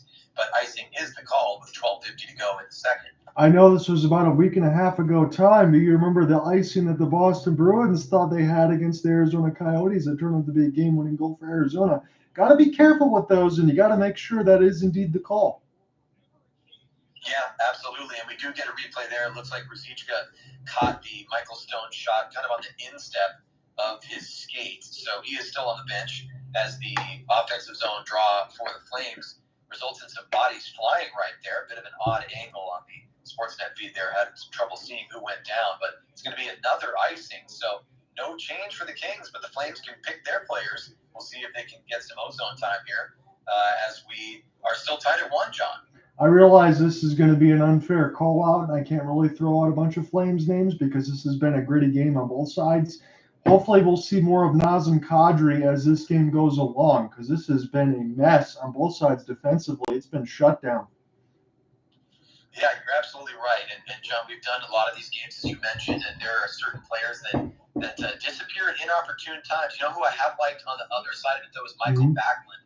He's looked good both at 5-on-5 and on the penalty kill. There's a shot attempt by the Flames, but it goes wide. They do keep this one in, though. Shot from the left point makes it all the way through traffic, and Copley will freeze that one, making a nice routine save right there after Noah Hannafin fires right on. 12:15 to go here in the second period. 1-1. Calgary visiting the LA Kings. And, John, we've hit our commercial break. So some folks are going to try to sell me cars, but we could take the discussion any number of ways. I'm going to keep it on the theme that you were just talking about. What do you think about Kadri so far in this game? He has really not been particularly noticeable, has he? No, and you only called his name one time throughout the broadcast, so the counter I haven't had to remember it too much. I haven't seen him yet. Yeah, and this is the line that I was talking about, too, which it produced so well. And again, it deserves to be mentioned. It was against the San Jose Sharks. But the line of Toffoli, Dube, and Lindholm, none of those three players have been all that noticeable to me either. So this is a really, really strong test. And even though the Kings are a challenging team to play against, you'd like to see, again, the word momentum comes up, consistency comes up for this Flames team time and again. And not to make too much of a joke out of it, the only thing that has been consistent for the Flames is that, unfortunately, they have been inconsistent. That goes for their individual players as well. Yeah, and you mentioned it. I looked up some of the stats today before we got everything else together. Kadri and Toffoli both have 13 on the season, which ties them for most in goals. Elias Lindholm's got 31 points in 32 games. So the Flames have definitely had some luck there in the last couple games against the San Jose Sharks. They made their own. They scored some goals, and even in that game against the Sharks, I saw Nazem Kadri just absolutely rip a forehand into the net for goal number 7. So I know that he can do it, but the LA Kings, I will say this, there was a couple times where they got caught, especially on the breakaway with Huberdeau and then a 4-on-2. Maybe it's one of those messages where Todd McLellan saying, let's shut some things down and see if we can make it next goal wins, even though it's in the second period. Yeah, and, I know we had that question about the over-under. Are we going to get to the 6-goal mark and beyond? It really could be a 3-3 game right now. The Kings had a couple of opportunities where they had numbers and possession with the Flames out of position. They weren't able to capitalize, and not one, but two Flames blue liners have hit their shots off the post tonight. That's Tanev and Hanifin. So a few inches difference, and this could be 3-1 Flames. It could be 3-3. Heck, it could be 3-1 LA. But with 12 to go in the second, it is 1-1. And speaking of Dillon, Dube, and Tyler Toffoli, they are out on the ice right now with none other than Elias Lindholm as their centerman. And that puck is sent down low by Toffoli, but he couldn't find Lindholm. And now at the far wall, the Kings will skate this one away. So with some speed, here comes Los Angeles in those black uniforms. They're going to hold this in the O-zone. Rasmus Andersson, Swedish defenseman for Calgary, tries to chase down in the far corner. Does a nice job separating some Kings from the puck right there. Again, apologies, couldn't get a number on that one as Rasmus was in between me and the player. But there's a pass right through. Got a hand in the air, John. Looks like it's going to be an interference call against Calgary. Not sure. No, correction. Is that going to be against the Kings? I didn't even see who got called for anything. I just saw the hand that went up in the air, and it looks like this is going to go against the LA Kings, as Todd McLellan doesn't look too happy about it. Looks like Roy's going to spend some time in the box. Yeah, blue liner for LA, Matt Roy. He cross-checks Noah Hanifin right there, trying to create space for himself in the low slot. Hanifin had a right to that position and was checked down. It wasn't I'm not going to say it was the roughest penalty right there, John, but it's a penalty nonetheless. And so interference at 8:36. Now Nazem Kadri, who we have been looking to make a positive impact, he's not able to do so right there. Promptly loses that O-zone face-off draw. Vladar is out from behind his net. Settles the puck for Calgary. They're going to break this one out. 15 seconds have already elapsed, and here comes Kadri the other way, just on side of the Flames. They have some room to shoot.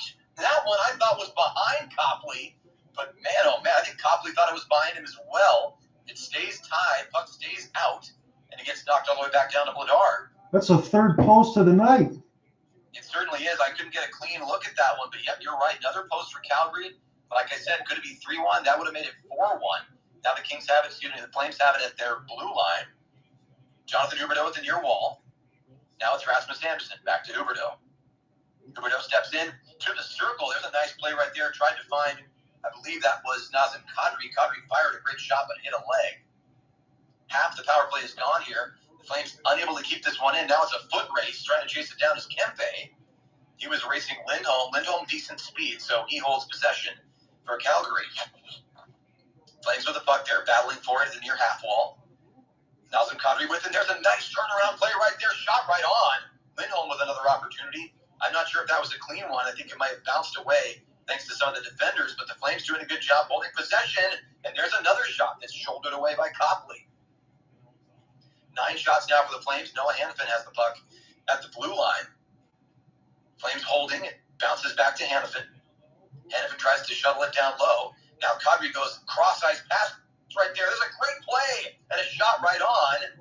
Copley didn't really get a full look at it, John, but he makes another save. 9:35 to go in the second. 1-1. These teams are still tied, but the Flames are closing that shot gap. It's now 14 LA, 10 Calgary, just a few seconds in the power play. That was great patience by Dube to get that wrist shot off in the high slot. Yep, absolutely. That's somebody that I just mentioned. Wanted to see more from him. He gets a beautiful opportunity.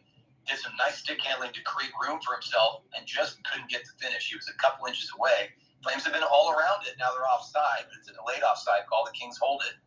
So the whistle will not go. 11 minutes have gone here, though, in the second.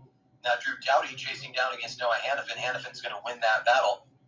Backlund's able to backhand it to Chris Tanev. Tanev chips it after crossing the red line at center ice. No icing here. Blake Coleman with a nice battle behind the net up against Mikey Anderson. Puts him down on the ice, but Anderson eventually comes away with the puck, and here come the Kings. Kings skating through neutral ice now. Holding the puck there at the blue line is Viktor Arvidsson. Now down low, the puck's loose. Ben's banging it away. Oh, my gosh. Again, multiple times here, John, I thought the puck was in. I think the Kings thought it was in as well. Trevor Moore had some opportunities to knock in some rebounds. My gosh, this game should be over the 6-goal mark already. But it is not. It is 1-1, and we are back to another commercial break. A lot of scoring opportunities. My look that I just saw was Tyler Toffoli with an absolute ripper in the high slot, hit the top of the crossbar and stayed out. That Calgary Flames power play that we just witnessed there, Cooper, I know that there was a couple shots that were blocked there nicely by the Kings, but I thought the Flames had some good effort, especially on some of those keep-ins where they're able to keep the puck possession and create some more chances and try to keep things dangerous. That was a good one there for Calgary. Yeah, really excellent play right there. And you know what? It's nice to see when they have the opportunity with the man advantage. Listen, you want to take momentum. You want to take charge. And you want to see, this is what, John, you and I have talked about so often when covering these games. You want to see those individual players step up toward those high ceilings, right, where you know they have that skill, the ability. And that was great play right there from Dillon Dube, creating, first of all, a really nice setup pass, but then creating space for himself and getting his best scoring opportunity of the night. That's what you need to see.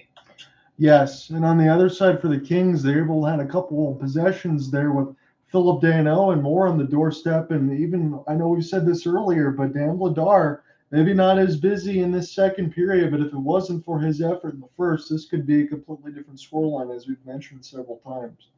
Yeah, you're absolutely right. No, he's looked really good going laterally.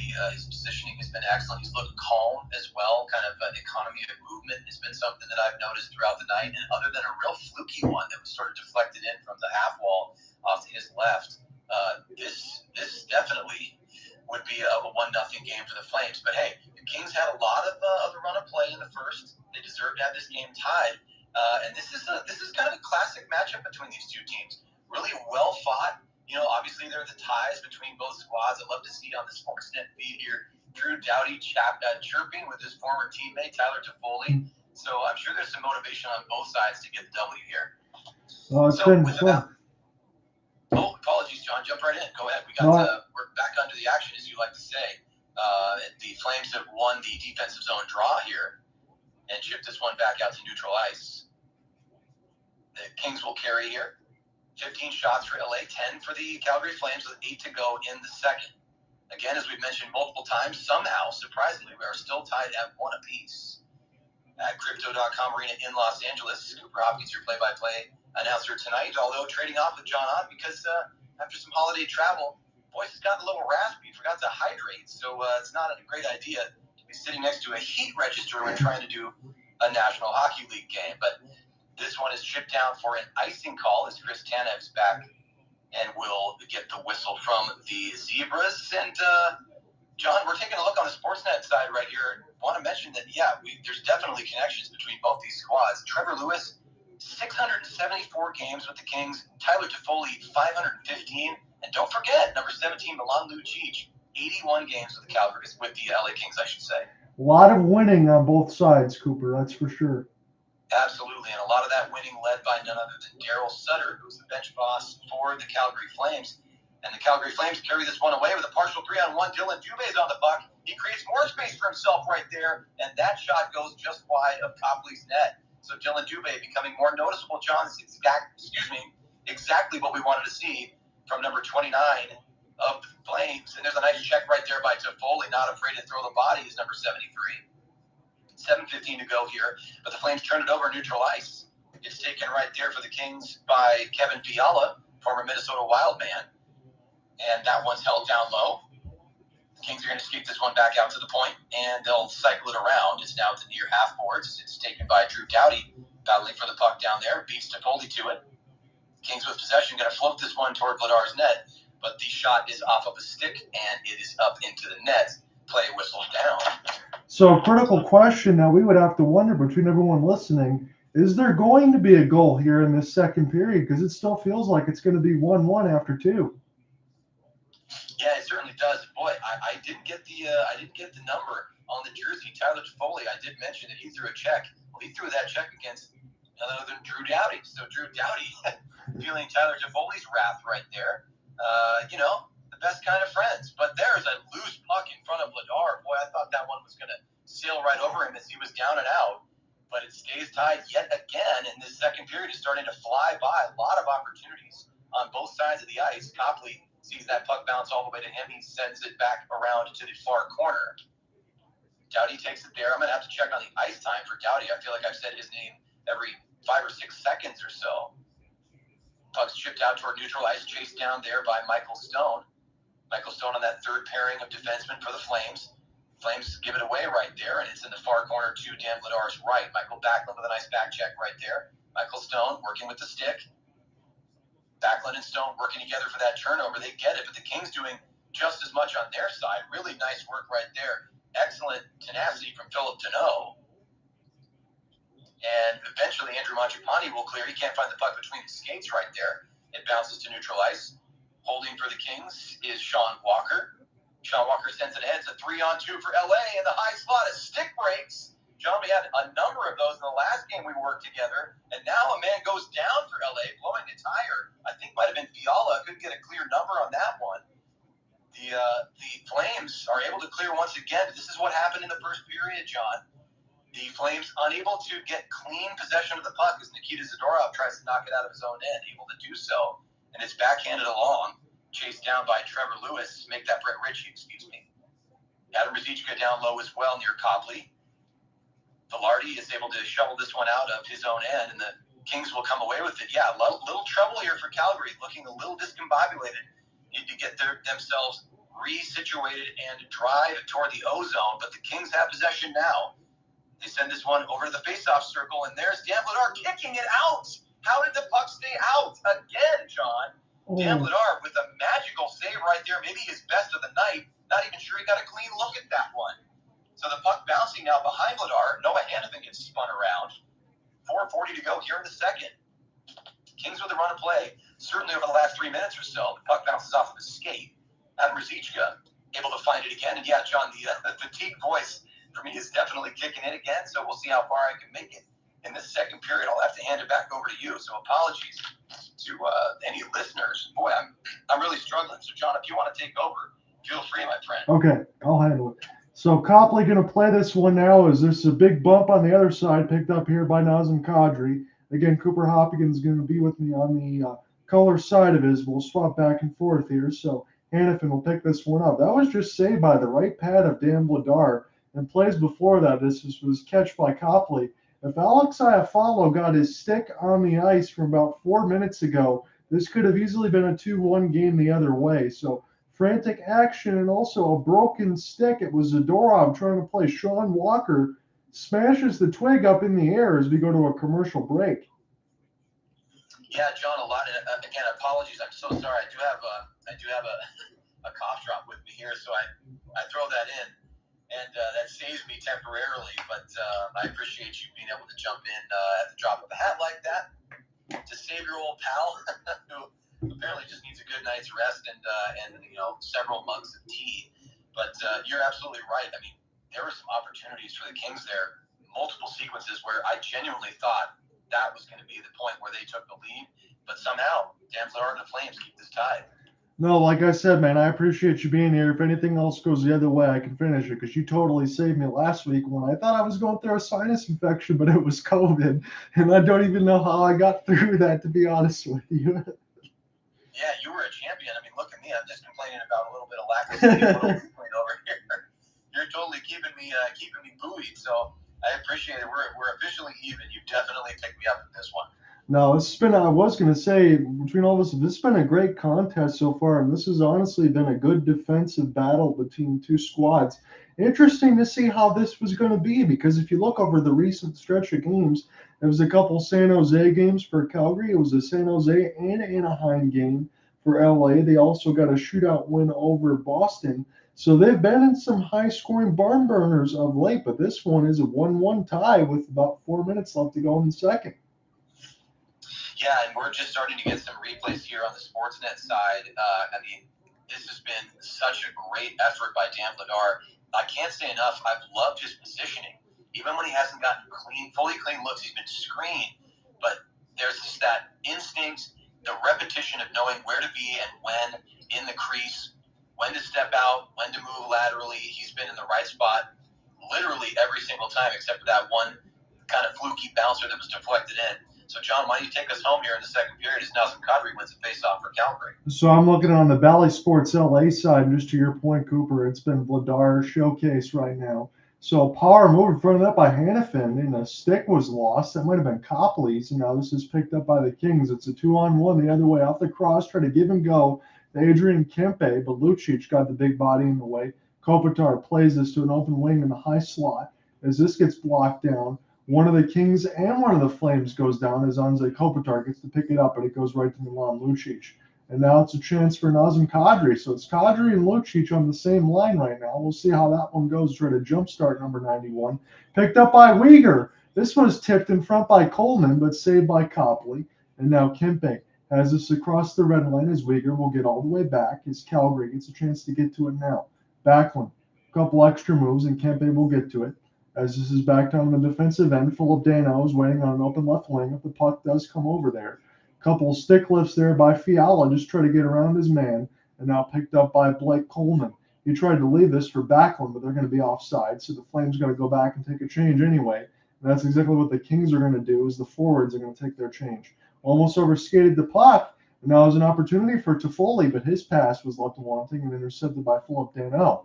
This will go back now between mid-ice. Dillon Dube will carry it in. Picked up now by Copley. Played quickly with the goal stick, and now the LA Kings will get this one down.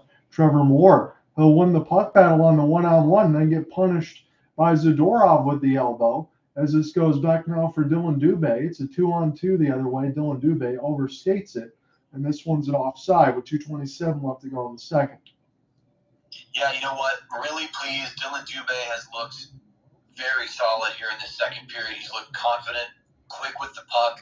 He had, just a little bit of a misfortune right there as he was trying to stick handle near the blue line. It resulted in an offside. But a really nice play right there by Dube. He's creating open ice for himself. And this faceoff is won by the Kings with 2:20 to go in the second. John, you're back on.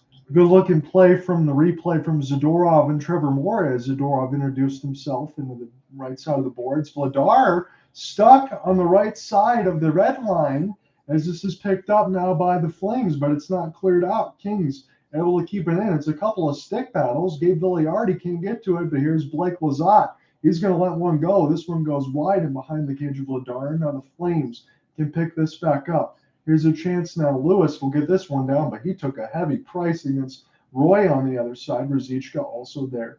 And this goes back now on that Roy. Roy going to take his time. He's going to skate into the middle of the neutral zone. Gets backhanded picked up by Viktor Arvidsson, but this will be iced with a $1:45 left to go in the middle stanza, tied at 1. Yeah, John, worth mentioning, and again, credit to the Sportsnet team here for this one. As of about a minute ago, obviously this has changed down to the specifics because of the minute that has elapsed, but as of about a minute ago in this period in the game, the ozone time for the LA Kings was essentially double, twice what the Flames have. It was about 10 minutes of ozone time for the Kings to a little over 5 minutes for the Flames. So we're going to have to see how that balances out. Still, surprised this game's still tied at 1-1. So Backlund can't win the draw. This goes back now to Gabe Villiardi. He's going to touchdown this one in between the boards, and this goes all the way back to Christopher Tanev back in the own end. So Tanev put a little bit of the Jets on. He's going to get to the LA Kings logo, get across the right side of the red line, and dump it down. Picked up now by Anze Kopitar. He's back in his own end. Intercepted there by Michael Backlund there for a moment. And this is picked up by the jerseys in black of the LA Kings. I always like those. Those are very smooth looking.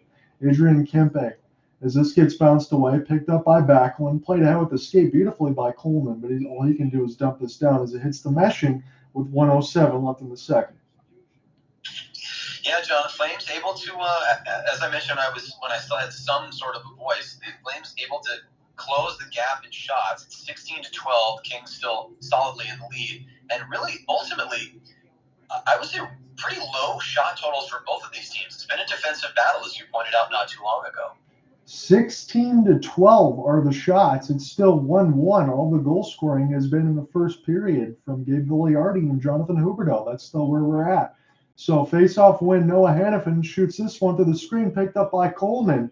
And now it finally hits Copley, but I think it bounced off Phillip Danault as we get a stoppage directly at 1 minute.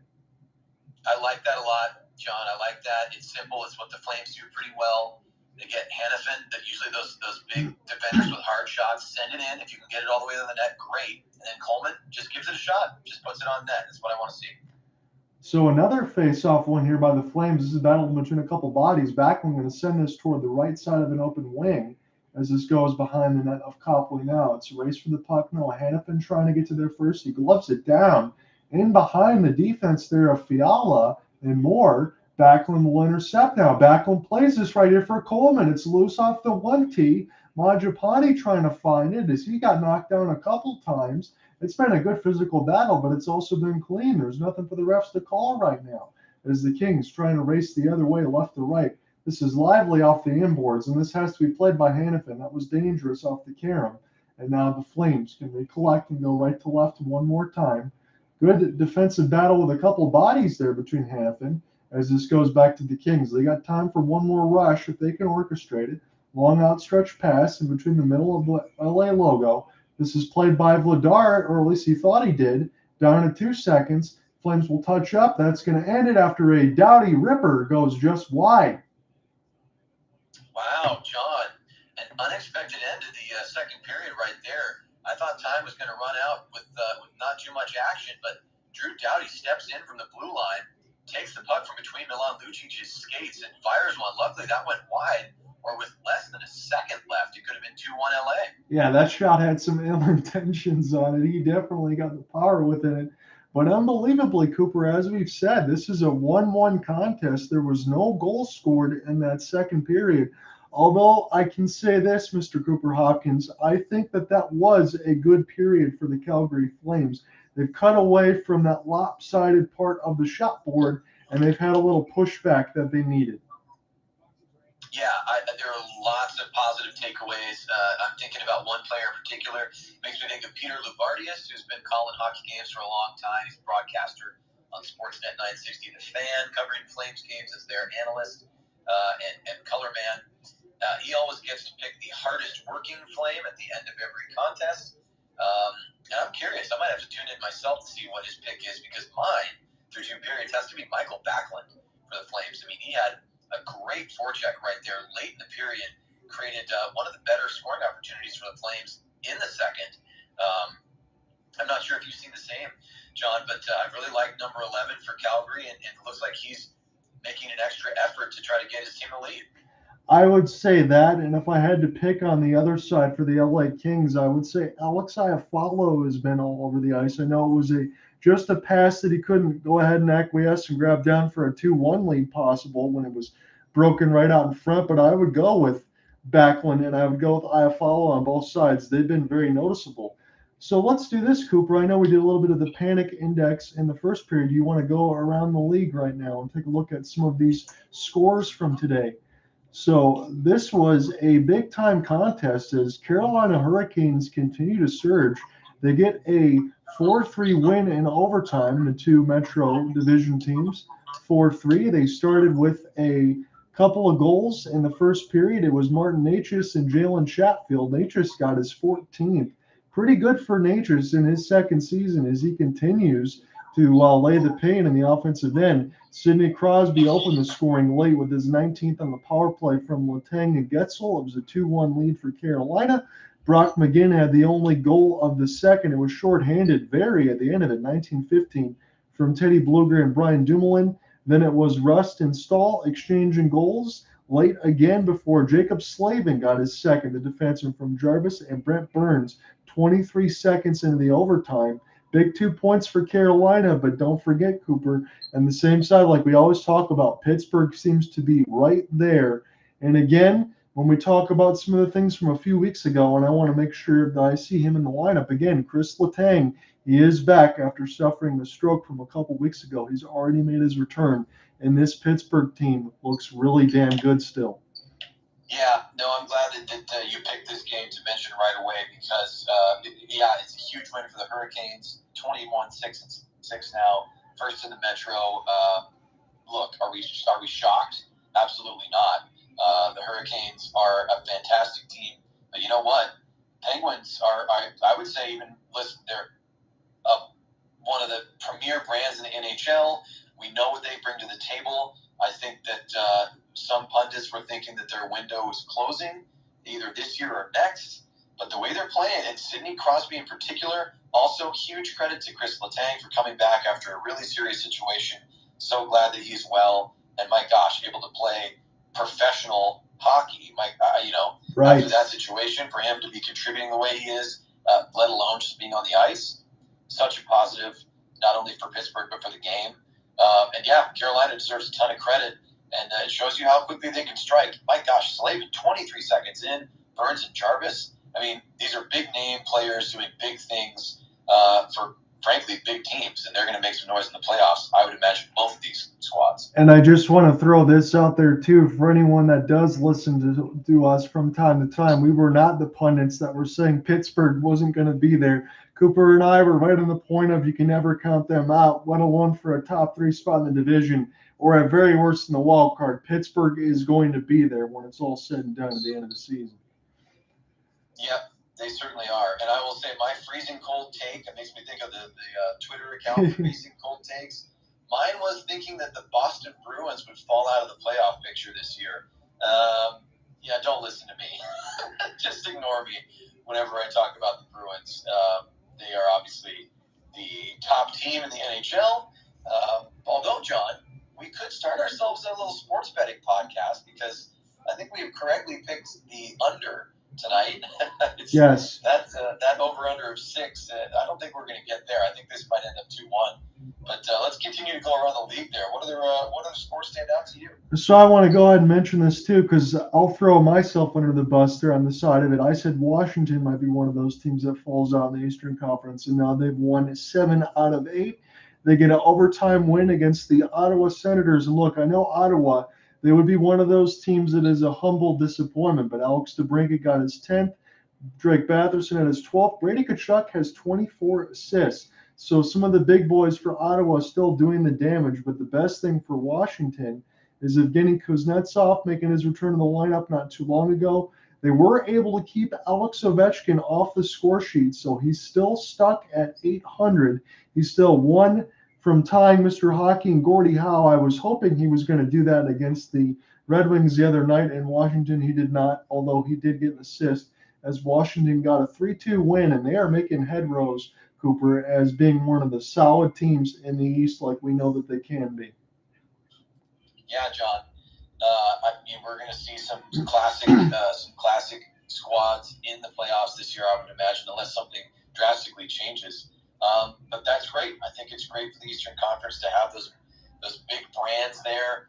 Those big players are lifting their teams and taking them to where they need to be, toward the playoff picture and to the top of the table. I mean, this is really excellent play. I can't believe the Capitals have been on such a hot streak. They are looking really strong, and no team wants to play them right now. No, they don't. I know this won't happen in the playoffs right away because both of these teams are hovering in the wild card, but it was an interesting battle of the New York tonight as the Rangers took a 5-3 win over the Islanders. The Islanders have cooled off of late. Shesterkin only had to make 15 saves for the win. That seems very low. Sorokin on the other side, He took the loss. He made 29 saves, but just 15 shots against Igor Shesterkin, and they also got 3 goals. It was Anders Lee, Matthew Barzal, and Alexander Romanov, your lone goal scorers. Matthew Barzal has 28 assists for the New York Islanders, so he loves to pass, and he's very good at it. There was a third period that was flooded by the Rangers. It was a 3-3 tying goal from Barclay Goodrow, former Tampa Bay Lightning, Capo Caco, and then Vincent Trocheck got the empty netter with his 12th at 18:28. So for the New York Rangers and the New York Islanders, Cooper, I guess I really can't go either way at this point. For as good as I think the Rangers are with Shesterkin, I do want to make sure that I say Elias Sorokin, although he didn't have his best game. I think Elias Sorokin is one of those goaltenders that does not give the majority of the credit. He's a really darn good one. Yeah, I think. And listen, when you're across from Shesterkin, you're not going to get a lot of a lot of plaudits.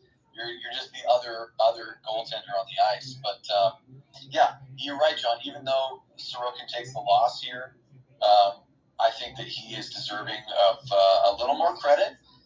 And listen, he's got 23 games in this year, an even record, 10-10-1. But his save percentage, .926, goals against, a decent .236.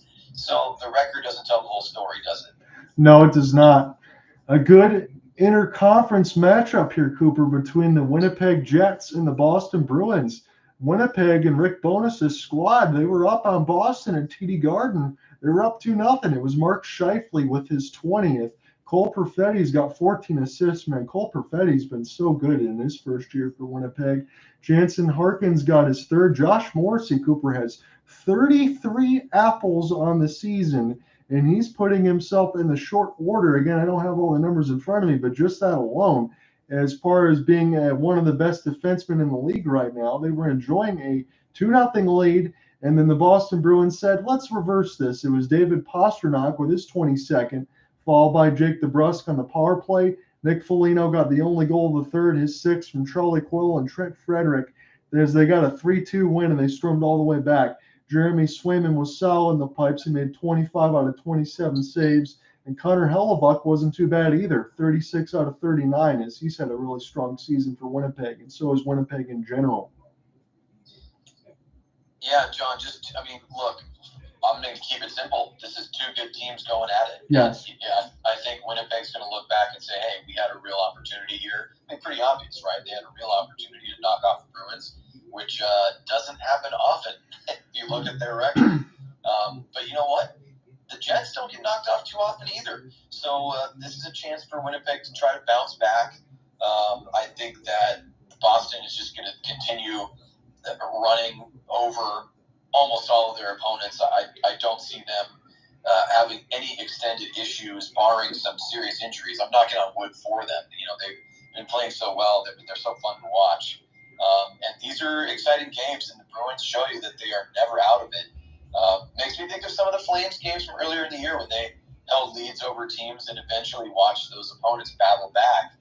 So the Jets getting a little taste of what the Flames experienced. I'm sure that Winnipeg, just like Calgary, is going to want to turn right around and find the win column again after being so close against a team as good as the Bruins. So a couple things for me. And between the Jets and the Central Division, I know you have Colorado as well, and I think when Colorado does get healthy, they will overtake it.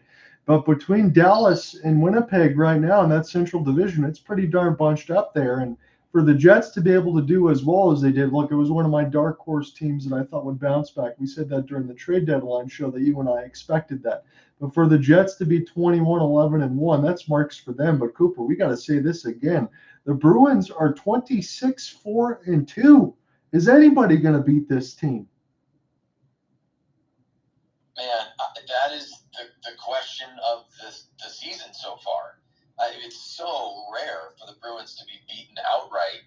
I mean, what needs to happen, especially at home? I mean, they're setting records. They're kicking everyone's you-know-what when they're in Boston, and then they, okay, home cooking, okay, sure, chalk it up to whatever you want to. Then they go on the road, and they do the same thing. I mean, it's an airtight recipe. Whatever they have cooking in their locker room, it's working. And they certainly don't need to change anything. They had a nice comeback win tonight. Speaking of comebacks, I do want to quickly mention that with 9:38 to go in the third, that comfortable lead for the Seattle Kraken, John, in British Columbia, is now a 1-goal lead. It's 5-4. So the Canucks, are they doing their best Bruins impression against the Kraken? We'll have to see. They can definitely do that right now as it sits at 5-4, as you said. So if I go back in order here, I'm going to make sure I look at my scoring sheet correctly. It was Lane Pedersen for the Canucks, and then Jared McCann with his 16th, Matty Beniers' 14 assists with Carson Soucy, as it was 1-1 after 1. And then the Kraken got it going again. Oliver Bjorkstrand. It was a good pickup from the Columbus Blue Jackets with Daniel Sprong, as it was 3-1 Kraken. Then Elias Pedersen with his 14th, followed by Alex Wenberg of the Kraken. You think it's a 4-2 lead after 2. You're feeling pretty good. Not so fast. Andrei Kuzmenko, he's a good-looking rookie for the Vancouver Canucks. He got his 14 with Elias Pedersen getting an assist. Sprong with his second, and Brock Besser just scored the latest one on the power play, his 5th, from Pedersen and Quinn Hughes. It's now 5-4. And again, I know what Vancouver's record says, Cooper. We talked about them several times, but I always make this mention, whether it's ad nauseum or not. This team can definitely score, and if they get everything else in all together, I still think Vancouver, maybe this year is going to be the write-off, but I don't think you can write them off for too long. Yeah, you see the Canucks kind of represent, look, we talked about the Blackhawks during the first intermission. I mean, that's a place the Blackhawks wish they were right now. I mean, right. There's no real need to compare the Canucks and the Blackhawks unnecessarily, but, it just shows you the cyclical nature of what teams experience in this league. And unfortunately for Chicago, they are at the bottom of the sine wave right now. They are in a valley and still falling, I think. But the Canucks are really starting to not only climb out of a valley that they were in for a while. We'll see. They may end up in a similar spot to where they were last year, where they're just on the outside looking into the playoffs. But who knows what's going to happen with some of their top stars and extending and contracts. But whatever they're doing right now, they're still making noise, and I respect them for it. Obviously, they're a big rival of the Flames, but yeah, when you can push back against a team like the Kraken, who have been really excellent so far this year, and surprisingly so, that's a good sign. I'm going to go back to the Kraken in just a second. I just want to mention the Sharks. They're up 4-2 against the Wild right now. So after taking a couple on the chin of the Calgary Flames, the Wild certainly don't want to drop points to them, because the Wild of late, they've been a machine. And right now they're down by 2 at the end of 2. But for the Kraken, okay, let's say they win or lose this game, whether they go to 19-10-3 or 18-11-3. Where's your panic level for Seattle here, Cooper? Because I know when we talk about it, they were sitting in the sunny beach in Washington State, and they were feeling pretty good as you talked about it. It was a 1 out of 10 over in the first couple of weeks. I know they've lost a couple games, and they're sitting 3rd right now in the Pacific, but I still feel like Seattle's got to be thinking that it's all sunny right now. Yeah, even though it's snowy in Seattle, it's sunny if you're a Kraken fan. I will say, I think the panic meter, I'm going to give it a 2, and that's not necessarily because of anything that has happened, that is in the past. I'm giving it a 2 just because of what the hypotheticals are. We mentioned this in the first intermission about the Kraken having multiple games in hand when comparing themselves to the Kings and the Knights. They have 4 games in hand, in fact, and it'll be 3 after tonight. So we'll see if they can get this victory taken care of in Vancouver. But I'm leaving the panic meter at 2 only because I think Kraken fans are letting themselves believe. They didn't have the magical inaugural season run that the Vegas Golden Knights did, but to have some success and potentially make a playoff appearance in your 2nd season ever as a team in the NHL, that would be a really, really big thing for Seattle. And I know the Climate Pledge Arena, whether or not you like the name of that venue, Climate Pledge Arena would be rocking. We're talking sellouts, and I know these fans would be ready to just go wild for a Kraken playoff run. And I can't say this and be unfortuitous, because I know no one is going to just say that you wouldn't want to have the first year that Vegas had when they made the Stanley Cup Finals before before they lost to Ovechkin. But at the same time, when you throw all your dice on the table there, Cooper, and you go all in, sometimes it doesn't work out. Seattle didn't do that. Look, I know Carey Price. He's got to get everything else all squared away. They did not sign Vlad Tarasenko. There were a couple other players that they left on the board. They didn't want to strap themselves with cap.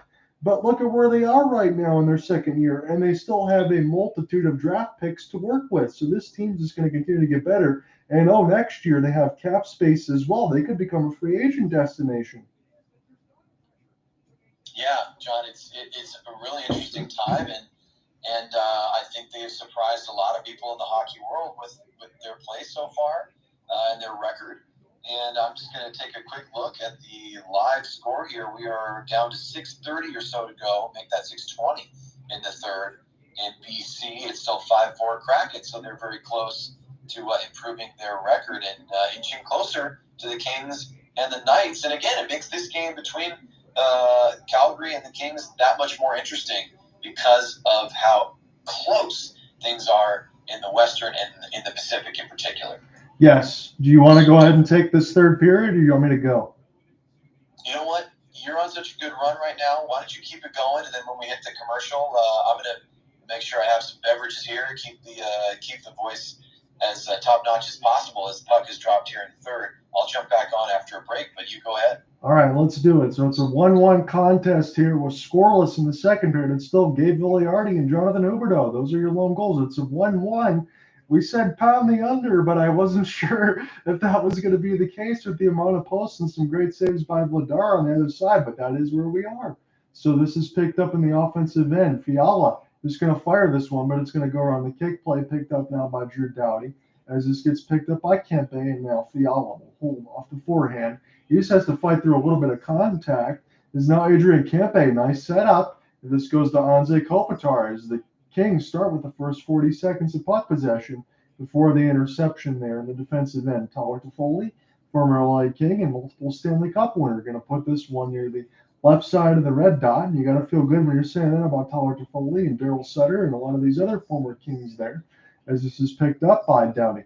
Doughty and Lucic, they're just going to stare each other down right now as they're waiting in behind the office of Pheonix Copley.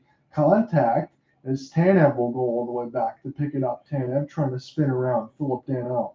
And now the Flames will attempt to go left to right. The Flames have the white shirts with the red at the top and the LA Kings with the all black and the silver on the parts of the leg. And this is picked up now by Alex Iafallo. Alex Iafallo trying to leave it here for more. It's centered dangerously out in front, and the Kings score. It was a broken play, but Trevor Moore makes it 2-1. Wow, John, what can you say? And I see, and maybe Danault, as we look at the high fives there at the bench. But either way, Kings doing a great job to battle against Chris Tanev. Pucks down low, Uyghur gets beat, and forehand to backhand. Yep, that is the one-time Canadian, number 24, Phillip Danault. That is a pretty one. Dan Vladar gets fooled. That puck squirted out from him right to left. Couldn't get the pad across. Couldn't get the glove across. Nightmare start in the third for the Flames. It's 2-1 LA. That puck just fell in the worst spot if you're the Flames fan. Really nothing Dan Vladar could do, but Danault did an excellent job to wait him out. And now another shot gets bounced up in the air. The Kings score again. Massive chaos. And now it's a 2-goal lead for LA. Wow. Boy, John, this is not what you want to see if you're a Flames fan, but if you're wearing black and silver, my gosh, Lizotte finds this one. Dan Vladar, I think we are inside 10 seconds, John. 10 seconds. The last goal was scored. We barely got finished making that call. A shot right on is bounced up in the air. Did Lizotte bang that one in out of the air, or did he hit that one off the ice? I'm seeing it on the Sportsnet side. Here comes the what can you say? He knocks it out of the air. It's 3-1. That was Vigliardi with the initial shot, and out of the air, Lizotte. My goodness, those were some highly skilled goals. One of them was probably a fortunate bounce, but can't say anything about that one. The LA Kings, let's face it, they've been humming all night, and now they finally got some of the finishing that they've been waiting for. And now the shot off the inboards there for Stone. Copley gets a glove on it with the help of Backlund, and now we can just maybe take a breath here as we get a face-off stoppage. Yeah, and Backlund with a nice shot. And listen, I've said he was the hardest working Flame so far. He made the most of an opportunity. Puck bounces off the end boards. He forces Copley to make a glove save, which he does. It's 3-1 LA. Pretty surprising that just 2 minutes and 1 second in, this is where we stand after such a tight contest. But the Flames win the ozone draw. They let it trickle back out to neutral ice. John Ott, you take it, my friend. So Huberdeau for Tanev. Now this goes back to Huberdeau. We'll see if the Flames can bounce back after taking a couple haymakers here. There's tons of time. And quite frankly, those goals just within a span of 10 seconds. It was as quick as a finger snap. So Huberdeau. Now to the right side, Dottie's just going to try to backhand it toward the cage of Copley as this is picked up by LA. This bouncing between the referee. Tanev will keep this near the right side of the blue line. And now the Flames are trying to make something happen offensively. Kings have played a strong defensive game, but so has Calgary with the exception of those 10 seconds. But we'll see if this game can swing one way or the other, because that might be all that's going to be left for this third period, but who knows? So Trevor Moore, going to leave it back to the defensive partner now as Mikey Anderson got worked off the puck. Flames will keep this one here with Tanev, and now Lewis has it. He'll collect near the left side of the red line. Lewis will watch this one spin across. This is going to be slap-shotted off the lively end boards and picked up now by Fiala as they'll try to make their change, but the Flames will keep this in as this goes back to Sean Walker. Walker going to take his time right now. He's got Alexander Edler with him, third-line defense for Todd McLellan's squad before this is dumped on the left side red line. Nikita Zadorov will try to get to it now as he had to get a couple of traffic cones away from him, and Doughty will skate all the way down the ice. This will be a hybrid icing, so the Flames cannot change. Wow, John, that's the word that keeps coming to mind. Is just wow. After the way the first two periods went, did either of us expect that kind of a flurry? But 2 goals in quite literally 10 seconds for the Kings to start this third, and the game is completely different now. What an interesting one. We're going to have to see what the Flames can pull out of their bag of tricks. I just saw on the LA Kings feed, Nazem Kadri got slammed in the boards, and then he slammed in that player's bench as he was really upset about something he wanted to call.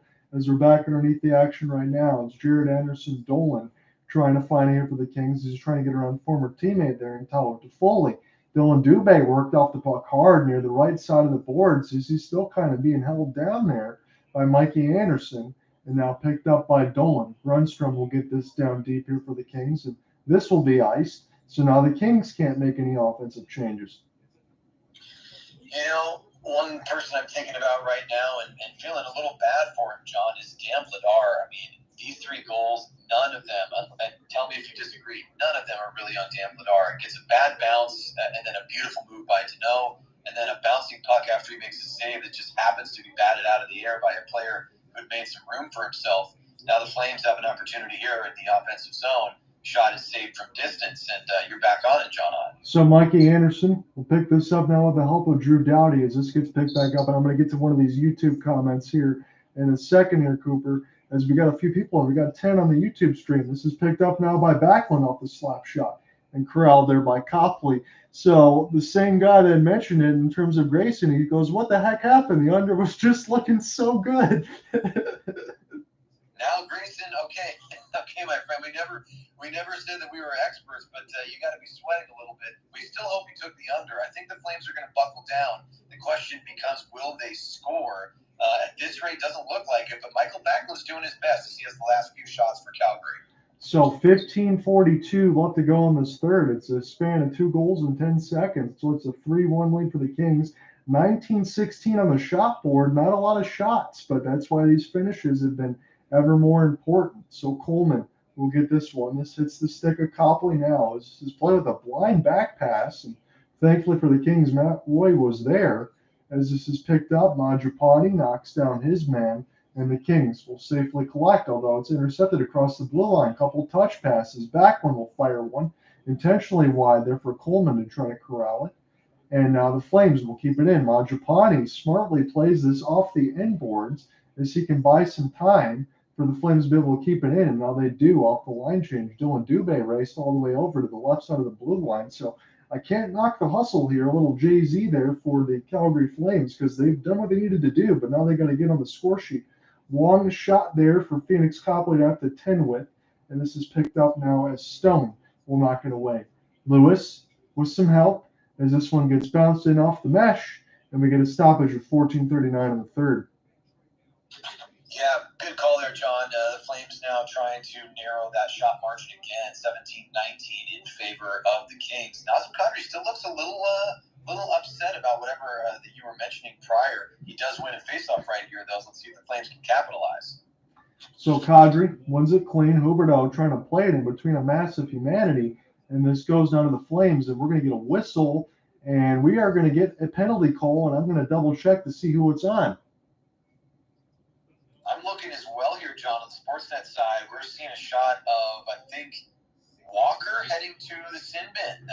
He's going to get a holding penalty here 3 minutes and 27 seconds into the third. So the Flames, as you mentioned, they have been working quite hard since giving up those 2 goals. I've really actually liked their pushback. And with another power play, 2 minutes on the clock here, let's see if they can narrow this deficit to 3-2. Yeah, he was given a little bit of dance hold there to Jonathan Huberdeau. That was an easy call. So Elias Lindholm try to get it out. As he gets knocked down, Kadri will just play this to an open left wing. We'll see if Toffoli can spin this around with the help of Kadri. Lindholm will pick it up. Elias still has it. Now working his way to the backhand. He'll play it toward D-to-D side with Rasmus Andersson. And now here's Lindholm to the right side dot. This was a dangerous pass that was centered out in the middle of the slot, but it just found the sticks of the LA Kings as it's a minute 30 left to go in the Calgary power play. They're down 2. It's 3-1. They got tons of time to work with, though. 14 minutes. This power play goal could go a long way right now as this is knocked away. Picked up by Rasmus Andersson across the Bud Light logo, and now Toffoli will get this one down, hits it with the glove hand, able to keep this on the delayed offsides, and now Alexander Edler will have it as he'll touch back up with the D and get slap-shotted and cleared down. This goes down the embankment, picked up by the Flames, and they can quickly go left to right. Here's Rasmus Andersson. He's in full flight, and Toffoli going to leave it here for Andersson as this goes around the embankment. Picked up now by the Flames, Majapani. Toffoli also goes in there with an active stick check. Mikey Andersson in all sorts of trouble as he's stuck in between 3 Flames, but the puck is still with him as he's still killing the time. And now picked up by the Flames with Rasmus Andersson, left side blue line. Shot the ice slot, scores! Tyler Toffoli makes it a 3-2 game. Yes, he certainly does, John. You know that number 73 in white wanted that one more than anyone else.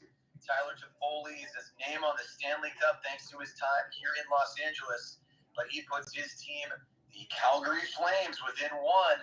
Nice job right there. Just some solid stick handling, chooses to fire from distance, and I think he lifts that one over the right pad of Copley. Really beautiful play right there. Make it the left pad. So under the glove, over the pad, into the net. 3-2 Flames with a nice answer. That was a gorgeous shot by Toffoli.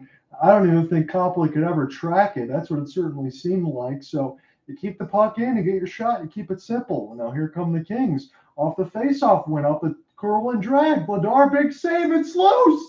Vladar down without the goal stick. And now Lazat will play this D-to-D. The Flames just trying to block this all the way through. Vladar's goal stick is somewhere in behind the office. The Kings with another shot as this one gets blocked by the Flames. But it's still in. Durzi makes the pass across for Roy. Another bomb that went off the right glove of Vladar. Weegar trying to get this out. The Flames trying to get this out, and now they finally do. Trevor Lewis gets us across the red line. Flames fans take a breath as that just happened right off the faceoff win. Coleman almost knocks the net off into Pheonix Copley, but the play is still alive now with Lazat. Anze Kopitar, he wins the battle against 4 Flames, but the Flames will collect in their defensive end. Now transition to neutral, but that was a lazy pass there by Stone. Here's a chance for Fiala. And he got stick lifted, and Stone's going to go to the box. Is he going to go to the box, Sean, or is this going to be a penalty? This is a penalty shot. This is a penalty shot from what I hear on the other side. And Darryl Sutter has like the most curious look on his face, Cooper Hopkins. First of all, I can't believe that Michael Stone, he just feathers a pass trying to find a teammate. There were 3 Kings in front of him. Yes. Of course, he sends it right to one of his opponents. And then I think Kempe was Fiala got tied up. We got a penalty shot, John. So it's Kevin Fiala. He's going to try to do some work against Dan Vladar. Can Big Dan make the save right now? Fiala in with speed. Back at forehand. and he missed the net. Vladar able to dodge a bullet there, and so is Stone, because as you said there, Cooper, that was a pass that should have never happened. Yeah, boy, Michael Stone put his team in a really tough spot right there, and credit to Dan Vladar. He technically doesn't have to come up with a save here. And Kevin Fiala, you know what? I appreciate his approach. Pretty direct approach right there. Takes the puck at center ice. He weaves to the right side, going to Dan Vladar's left, comes back across on his forehand, and ultimately puts the shot, which was well placed in terms of height. He just puts it wide of the post. So no damage right there after Stone's. Frankly, there's no other way to put it. That was a really bad giveaway. And then he goes on the chase, the other side of the ice, and commits a penalty. So that's two pretty big strikes in a row for number 26 of the Flames. But still 3-2. The Flames able to dodge that big bullet. We hit the commercial break, John. Boy, this game got turned on its head here in the third period, did it not? I'm feeling it a little bit here. I'm not going to say it's a playoff game, but I'm feeling a little bit of the sweat in a good way, because boy, oh boy, did this game turn in the third period. Man, and you know what? Credit to you, my friend. Great observation. I was not aware how long until you made the call. The loss of the goal stick for Dan Vladar, that was definitely significant. There was continued play there for at least another 30 seconds or so. He was playing without the paddle and actually had to make a save. Yes, he did. And like you said before, from a couple of those goals that were scored 10 seconds apart, for the amount of goals against Dan Vladar in this game that are his fault, I'm going to put it at 0. You know what? I'm going to use that last comment as a segue, John. I thought there was 0% chance that I'd be saying this, but guess who's going to overtime? The Kraken and the Canucks. So the Western Conference continues to be the Western Conference, my friend. It's 5-5 overtime starting in British Columbia. If we weren't in the middle of our game right now, Cooper Hopkins and I would be flipping back over there to give you that call. I know we said that we're going to do a Kraken game at some point. I think Calgary is going to play them pretty soon, not too far after Christmas, so that might be the one that we have to do, because I've yet to call a Seattle game, and I really want to. I think so, and you know what? I'm getting a replay here of Tyler Toffoli's goal. I need to give him even more credit. I thought he sent that one over the pad under the glove. No, sir. He went top cheese glove side from distance. So the Flames get one from their top goal, one of their top goal scorers. That was Toffoli's 14th. But here come the Kings. So Doughty now with Fiala, as he can stick it away. Fiala, nice move, playing his way all the way through, and then a cross pass there from Kopitar to Kempe, but he couldn't get his stick on the ice. And now Elias Lindholm, as he lost it, and the Kings will go back and recollect. This game has really changed quickly. This was first two periods where there really was no offense, and now this third period is all of a sudden wide open. So picked up now. It's going to be Kempe. Kempe trying to live to the captain, Anze Kopitar, longtime captain at that, as this is picked up now by the Flames. Dillon Dube just trying to buy some space, played in between his skates and got knocked away from him. So now Doughty out there with Mikey Anderson in the first-line defense for Todd McLellan's squad. Danault going to fire one in the meshing with 11-18. Cooper, if you want to take this third, you can. If not, I can ride it the rest of the way. Well, you read my mind, my friend. Although I'm honestly a little scared. You've been doing such a great job, and also during your I should say, let's keep a global perspective here. As Dan Vladar is forced to make a save from the blue line, the cameramen for the Sportsnet side, they are barely back in action as that shot was fired on, but Vladar answers. By the way, he is 4-0-1. Vladar is in his last 5 starts. Boy, these referees are keeping the game moving. I was trying to make a comment about your play-by-play during your time here in the third period. You've seen 2 quick goals from the Kings and then Toffoli's answer. I'm scared what's going to happen now that I'm back on the action. So we'll see as this puck squirts past all of the Kings. It goes all the way back. Lucic now racing back down. Flames take over in the offensive end. Kadri fires. It's his own man. That was destined for the net, it seemed. But he hit a Flame down low. Now Kadri tries to get it to Lucic for a deflection. Puck goes back out into the far corner. 10:45 to go in the third. There's another one from distance. Copley looking a bit uncomfortable. Lucic gets checked down from behind. Nice job right there by the Kings. They put Lucic down on his back. That was Trevor Moore with the check. Now 2-on-2. Back the other way. Kings holding possession, but driven past the net is Los Angeles, and the Flames will take over. Now they're back in neutral ice. Kings moving quickly left to right. Now the Kings will take over after a takeaway. Here comes Los Angeles. This one's dropped off by Lazat. Now into the near corner.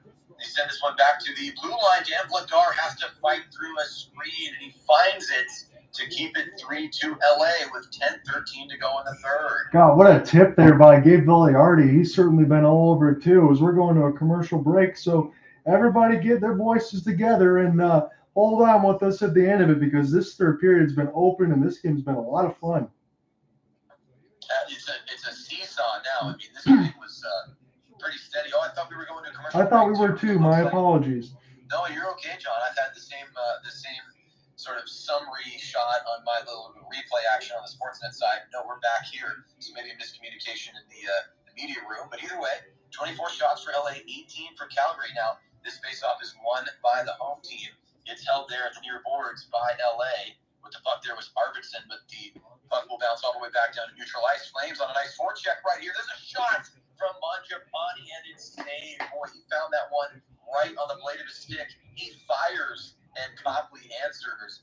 Now we're getting to the commercial. 3-2 Kings. Man, oh man, this has been a tale of the first, second, and now a completely different third.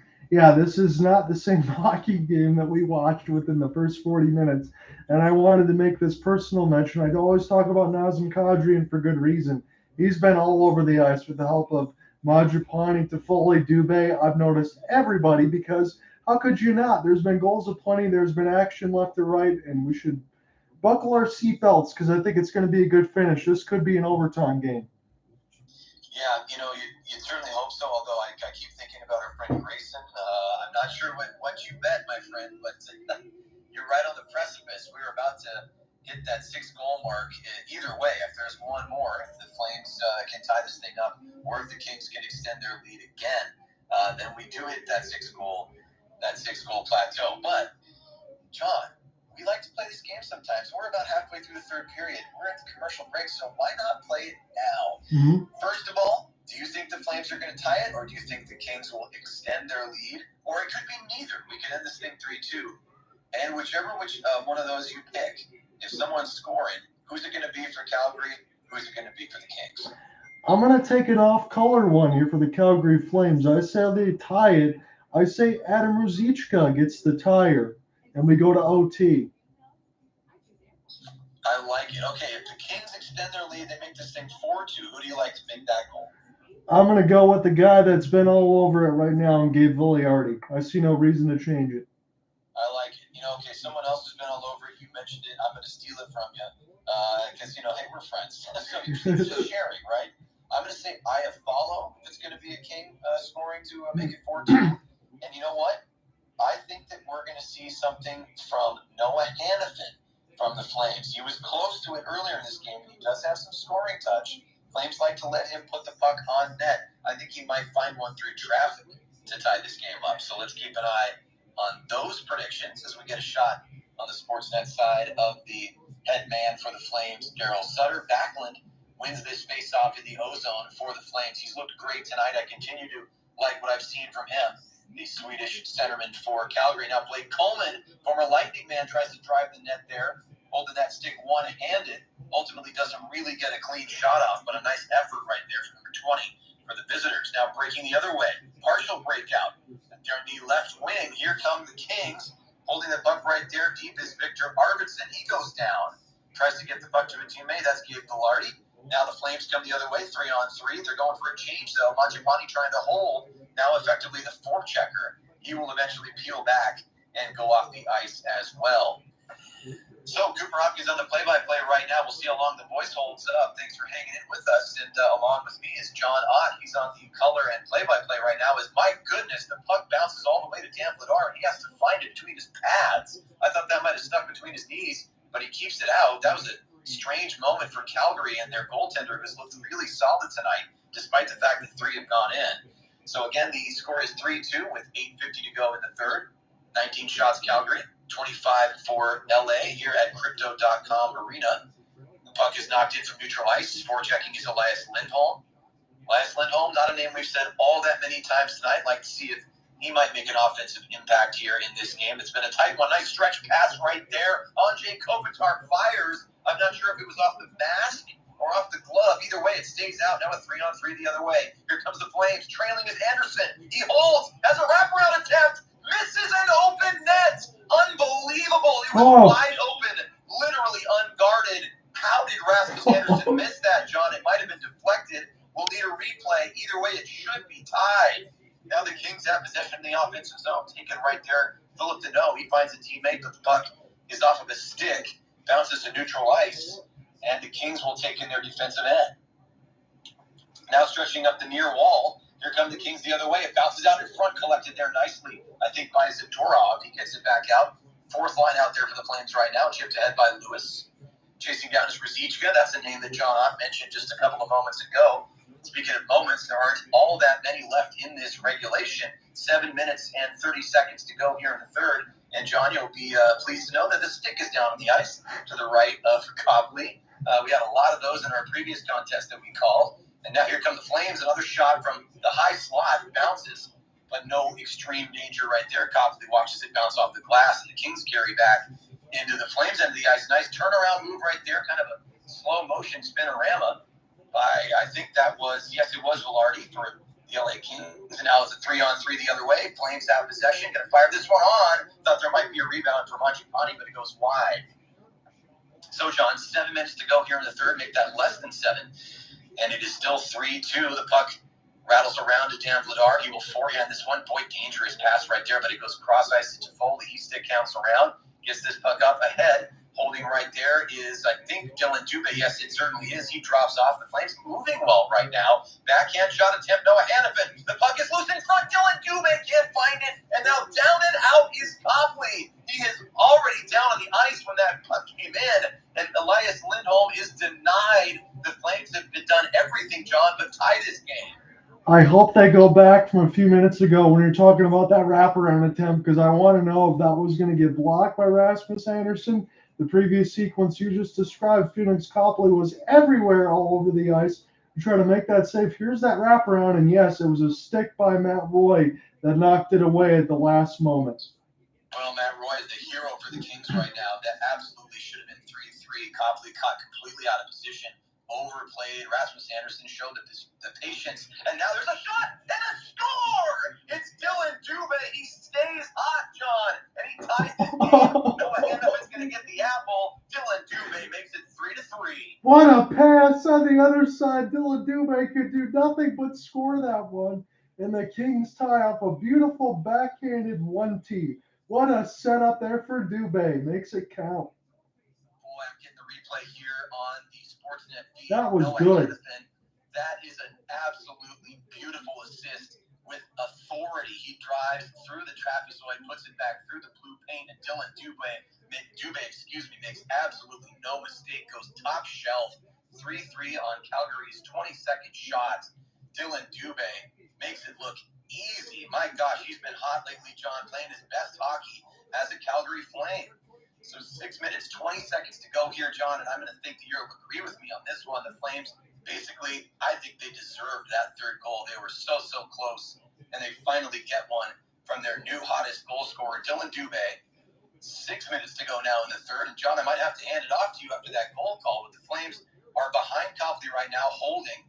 Milan Lucic is in the low slot. They look for the backhand wraparound attempt, but that one is denied relatively easily by Copley. That was Huberdeau holding in the trapezoid. So under 6 to go, John, and you said overtime. I think you spoke it into existence, my friend. We are just a few minutes away from extra time. And I got the goal scorer wrong there, but holy cow, Cooper Hopkins, that was a tremendous pass there from Hannafin right to Dube. I mean, you and I could have finished that one. Yes, we certainly could have, my friend. I'm gonna have to ask a favor from you. I think I might need you to take the remainder of this third period. It's an exciting one, and I am just so excited that Noah Hannafin made that play. I'm trying to replay it in my mind right now, and I wish I were in the meeting room. I want to ask Darryl Sutter if that is a set play, because it was a nice, clean win. Noah Hannafin takes charge, John. Drives behind the net, puts that one through the crease, and Dillon Dube, waiting for that clean pass, finishes it beautifully. That was such a sweet play. Yes, it was. Grayson said, I'm officially sweating the under 6. And Zombie is a Flames fan. He just said, yes, they scored. So this is an exciting game on both of our sides. And no problem, Cooper. I can definitely take this one. I'm just happy to have you along there. And I don't want you to be sweating too much with the lack of sleep and all that stuff. Because, again, I don't want to make you feel like you have to do this. But I'm just glad to have you here. Yeah, this has been a fun one. And my gosh, John, I mean, after the first and second, which don't get me wrong, I love the hockey that was played. You know, these teams were going back and forth, really battling. And it's been a totally different ball game here in the third. And a really stunning one in all the best ways. I mean, we're 3-3 here, just a few minutes away from overtime. And it could go either way. Yes, it could. I really don't think that there's any way that you can go ahead and pick this one. And what I did want to mention, and I couldn't do it because there was so much action back and forth, I was going to ask you if Todd McLellan is going to tell these guys to slow down a little bit and protect this lead, but they didn't even have time to do that. No, they didn't. They didn't, John. And the Flames are really skating well here in the third. They're moving beautifully, and the passing has been sharp. I love the confidence to take these shots, and it's a tie game as a result. So we'll see who's going to end up taking this one. It's an offensive zone draw here. We got about 5:55 left to go in this third period. John Underwood in the play-by-play. Joined by Cooper Hopkins. We've bounced in between the play-by-play and color. We're just enjoying this exciting contest that has really swung the pendulum the other way. It's 4 goals in this third period. Another long ripper there. It was a rebound opportunity for Kadri, but he couldn't find it. Now Kevin Fiala with Anze Kopitar leaving it here for Fiala. Got a lot of space in the high slot looking for a deflection. Kopitar was there, but Vladar made the save. And now the Kings keep it in. Matt Roy going to let the bomb go off the kick plate. It goes wide in the left side boards as Vladar can take a breath. And now here come the Flames. And this one goes off the outside of the cage. My goodness. Picked up now. Coleman able to get a body on the man. Kadri trying to make a pass toward the left side of the red line. And now picked up by Roy. Roy will hold and lead back to the defensive partner as now this goes back to Sean Durzi. Durzi going to take his time with it, looking for a bomb pass. And this one goes down. Touch with the goal stick of Dan Vladar. He's going to leave it here for Christopher Tanev. Going to try to backhand it, and nobody was there on the other side. The Kings must have been taking a defensive change. Toffoli, he's opening the high slot off the stick hand of Pheonix Copley. This stays with the Flames. They'll settle it down, looking for the traffic out in front, and this gets picked up off the inboards. Now Viktor Arvidsson, it goes a little too far for him as this goes back to Christopher Tanev. Tanev will get it back from the defensive partners. They'll go ahead and take a change as this one gets dumped down, but it's iced. So the Flames can't make any offensive personnel changes with 4:23 in the third. Wow, you made a good call right there of Toffoli's opportunity, John. He was looking up toward the big board at Crypto.com Arena, I think hoping for a replay there. I believe he really wanted that chance.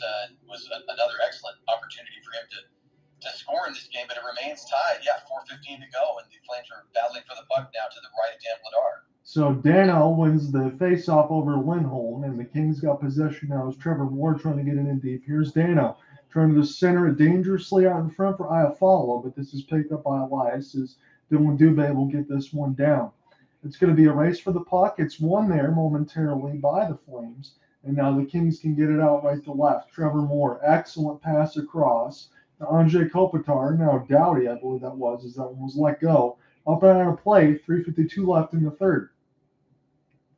Yep, just a short time to go here in the third. And, the thing that I've noticed the most ever since the Kings scored those 2 goals in 10 seconds to start the third is the team speed of the Calgary Flames. It looks like instead of being defeated, John, or dejected, they found another gear, and it's resulted in them scoring 2 unanswered and tying this contest. Yeah, I've certainly noticed that, Cooper, and I definitely like that part of it, as this is anyone's contest. And again, there's been fits and starts for the Kings. I think they've safely dominated this game, but the Flames have come back the other way, and they've tied it at 3 through their will and grit. They never gave up in the contest, and that's what you like. They fought the whole way through. So this is picked up now. Kevin Fiala as Lewis works him off the puck, and now here's Michael Backlund.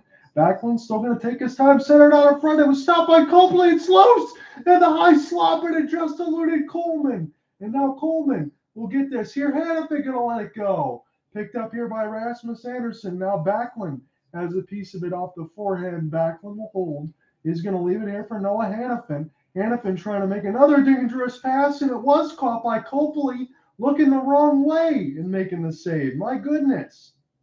Wow, the Flames were so close right there. Backlund, who I've loved throughout this entire contest, looked so good. Got it to Coleman. Coleman backhanded it. It bounced off of Copley's leg pad. It goes across the crease, and the Flames are actually able to get the rebound attempt back on goal, but it goes just wide. And I think making that shot was Lewis. And then later, Noah Hannafin drives the net once again. I feel like a genius. I mentioned his name, and all of a sudden, he's all over the place trying to get this thing ahead for the Flames. Yeah, this game has been absolutely terrific. This is picked up now by Dursey and now Matt Roy. Big time hit on the other end. This is canceled down with the glove hand by Uyghur. But here come the Kings off of a good outstretched stick handle by Dursey. Just punched it ahead. And now Huberdeau has it. Try to play it out in front from Milan Lucic as Lazat got worked off the puck, but they still stay with it. Kings have it now. Lazat plays it. It's a 2-on-1. And that one goes wide of Dan Vladar, as that was almost destined for the glove hand. But it's still with Gabe Villiardi. Tanev trying to hit this off the kick plate now as here come the Calgary Flames, although it's 2-on-4. Milan Lucic going to go ahead and buy some time. This gets gloved down there by Kadri. Play there by Rasmus Anderson, picked up by Lucic on the opposite Pheonix Copley. And now the Flames will get it down deep as Copley hits it with the stick. And this is picked up by Dursey. 2:15 left to go in this third period. Phillip Danault up a 1-on-4. Dan Vladar going to make no changes. Make no chances, I'll say, and stop that one. As I finally got a score to talk about here, Cooper. It's a 6-5 win for Vancouver in the shootout over Seattle.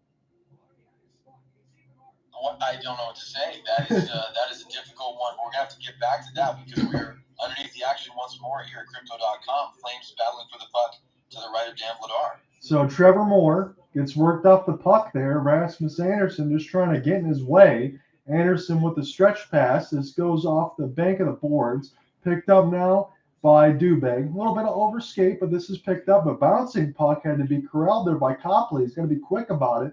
But the Kings able to find it as the Flames must have been stuck thinking of change, or at least playing back to stop that trap as they'll get this down deep. As this gets bounced, picked up by Uyghur. Uyghur going to leave it here for Tanev. Tanev now will collect as Coleman will spin around and dump it in. Copley's going to leave it now for Drew Doughty. And again, we've said his name a lot because he still logs that major ice time on the first line D. Anze Kopitar nicely for Kempe Fiala. And that was a bullet that went just wide. I don't even think Vladar ever tracked it. Kopitar settles it down. Fiala going to hold. Loose in the high slot. Kopitar, what a stop by Vladar with the left pad. And now this goes down the red part of the red line. Ice, and Mangiapane comes together there alongside Dursey. Picked up by Backlund. He finds it all loaded through the 5-hole. Stopped by Copley. Rebound attempt gets bounced in between the Kings and the Flames. And this goes back now across the Kings logo. My goodness. As now this is a chance for Hannafin. What an entry. He goes short side, shooting 5-hole. This bounce off the pad of Copley. Picked up now by the Kings. We're down underneath a minute right now with 40 seconds. And this has definitely been a push between these two teams. Huberdeau now for Rasmus Anderson. The Flames can take one last change here, so they would like to go left to right to try to get a game-winning goal here. Uyghur gets us across the red line. This is going to be a puck battle won by Lucic. That's the right guy. He centered it out dangerously in front as this gets picked up by Tanev. Toffoli, the lone forechecker right now for the Flames. Picked up by Elias Lindholm, but only momentarily. He's got a stick stuck up in the air with Mikey Anderson as this goes back now across the red line. Tanev will check up now, and the Flames look very happy to go to OT right now as we're going to go there tied 3. Oh, let's exhale, John Ott. So both teams get 1 point. We've asked this question before in games that we've covered while covering broadcasting these Flames games. Who will get point number 2? Far too many times it's been the team playing against Calgary. We'll see what happens here. There were a couple of moments, John, we're seeing the replays right now. Michael Backlund nearly the hero for the Flames as regulation was coming to a close. Noah Hannafin has looked fantastic in this third period. The Flames and Kings are going to change ends here, get a quick scrape of the creases. from the Kings ice squad, but we're about to head to 3-on-3, John. This has been one heck of a hockey game. Yes, it has, and it's funny when you talk about Noah Hannafin. When you spoke his name into existence, Cooper, it's like he just awoke from the best slumber of his life with all the superpowers that you could ask for. He's been all over this game, especially in the third. Yeah, he made that tying goal a possibility for the Flames by his aggressiveness and confidence to drive behind Copley's net and then go for that blind back pass through the crease that found Dube's tape, and Dube finished.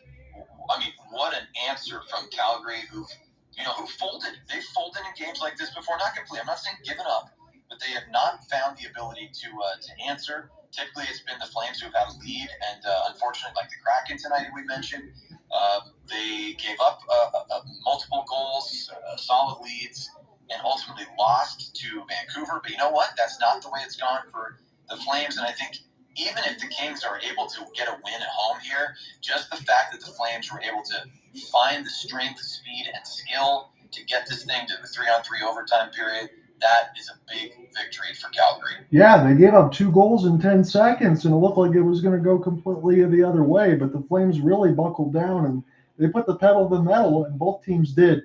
I'm going to go with my goal scorers on both sides. I'm going to go with Nazem Kadri and Adrian Kempe here for this OT. Okay, I'm going to stick with it. Noah Hannafin has been all over it. I say Noah Hannafin, who's going to be out there to start this overtime. And you know what? I still like Iafallo. Look out. So if the Kings are going to do it, Iafallo, and I'm sticking with my guy on the Calgary side, Noah Hannafin, to get the winner. All right, we'll see what we got. If we got this finisher here on this 3-on-3, or if we're going to go to a shootout. I mean, hell, the Kraken and the Canucks just went to a shootout. We could get to this point again. It's been a high-scoring third period. It was 4 goals in the third period alone, but let's see what happens. 30-28 on the shot board. Kings have 2 more, but the score is tied at 3. So now the Kings going left to right across your radio dial on this 3-on-3. We'll see if they'll play back or press forward. Viktor Arvidsson leaving it now. Kopitar thought Arvidsson was going to be there. Just turned the puck over there. Noah Hannafin. And that was dangerous as this gets picked up now by Drew Doughty. He's going to race in and buy some time. He's going to center it out in front. And this gets picked up by the Flames. Holding a little bit is Christopher Tanev as they'll peel back, allow Backlund to go ahead and make his change as it's the goal stick of Dan Vladar.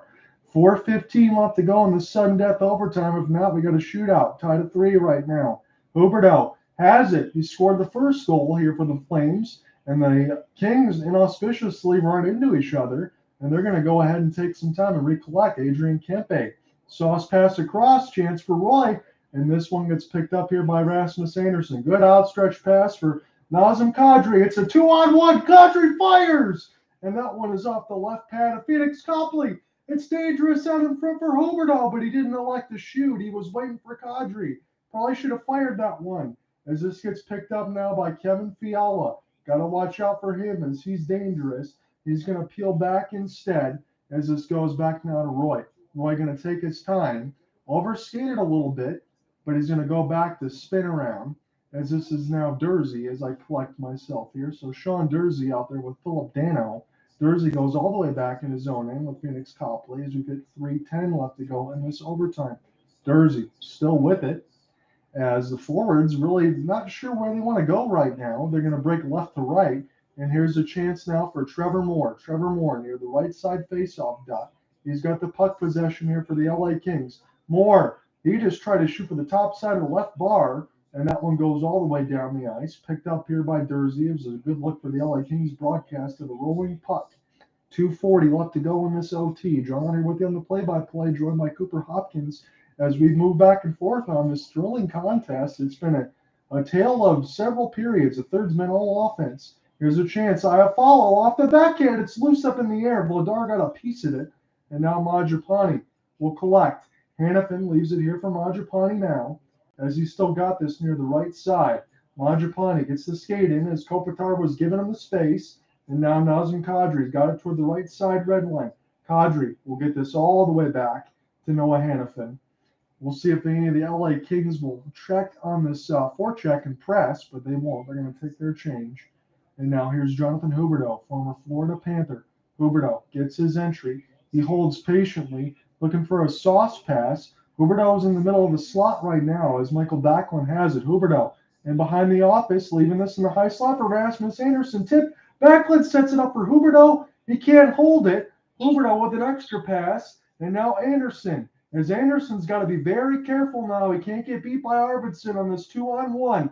Arvidsson, cross pass, scores! The Kings, Adrian Kempe, wins the game in overtime. I'm just watching the LA Kings celebrate here, John, and they deserve it. They deserve it because they're not afraid to shoot at the net. It's hard not to be extra critical of Jonathan Huberdeau right now. All the credit in the world to the LA Kings who found a way to defend when they needed to in the 3-on-3 overtime. Not one, but multiple situations where Jonathan Huberdeau had an opportunity to take a shot. John, he elected not to. He put the puck down in front of Copley's crease. I'm watching every replay here and stumbling over my words. It's hard to watch a player of that skill level doubt himself so much in these critical situations. John and Dan Vladar left hung out to dry. Yes. The LA Kings make no mistake and get the game winner. And they make it look easy. I'm not saying that had Huberdeau shot in those situations where he had opportunities that he would automatically score. I mean, it's foolish to assume those things. But you have to believe he's got a pretty dang good chance when he is unchecked, alone, one-on-one against a goaltender from about 6 feet away. So that's my assessment of the overtime period. Give me your thoughts, my friend, as this final goes to LA by a score of 4-3. So, look, I feel for you a little bit, but I also want to make the mention of you're exactly right because I called that 3 times during the overtime when it's sitting there right in front when you didn't need to look out for Nazem Kadri. He's right there on the doorstep. You scored on the breakaway for the first goal of the game there for the Flames on the first shot. Why are you second-guessing yourself?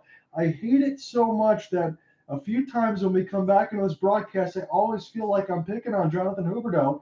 But the dude had 30 goals last season for the Florida Panthers. When you get in the prime positions there, I'll take it one step further. Maybe you take those shots. Maybe it doesn't lead for a 2-on-1 opportunity there for Adrian Kempe to win the game. Yeah, listen, I don't want to take away from the excitement of this game or just be a downer to be a downer. I mean, listen, I'm a Flames fan. I wish the game would have gone the other way. I still believe what I said. I think it's a huge credit to the Flames for getting the game to overtime at all. Noah Hannafin, Dube, Toffoli, individual displays of skill that carried their team. Dan Vladar had an excellent game, even though, we look at the score sheet, the numbers show 4 goals against. But Dan Vladar looked great throughout the contest, was never flustered, never looked overmatched. But unfortunately, who looked overmatched and really is just seeming to be in his own head, unable to get away from this current case of yips that he has, to steal a baseball term. It makes me think of a pitcher who just can't throw the fastball anymore, can't locate it. It doesn't seem that Huberdeau can find that trigger when he needs to pull it in front of goal.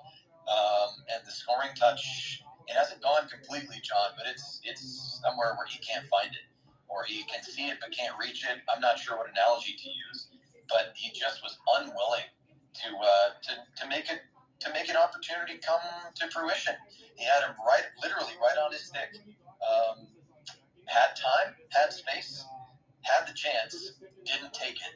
I can understand wanting to be a good teammate. I can understand wanting to make the pass and a pretty play, trying to go between the legs to Kadri. But who's behind you are the 2 defending LA Kings. Right. Yep. And so that's, I could harp on this all night, but we don't need to. I think that Twitter's probably going to take care of that. I'm sure there's going to be some choice Instagram comments on the NHL Flames account, but unfortunately, it's nothing rude, but I think an observation of what is taking place is fair. Jonathan Huberdeau just needs to feel empowered to shoot the puck in situations where he shot the puck last season and more often than not found success, especially when an extra point, which matters so much in this division, is on the line. That's all. Well, you know what, Cooper? I know you don't hold punches either, but I give you full marks of being able to do that fresh off of your own team, considering what just happened. Because again, I called that several times during the OT, and I was thinking about it. So the fact that you laid that all on the line there, I give you full marks for that. Because look at it on the one perspective, it's 2 goals in 10 seconds there for the Kings. Flames come back, they tied. It was a hard fought point.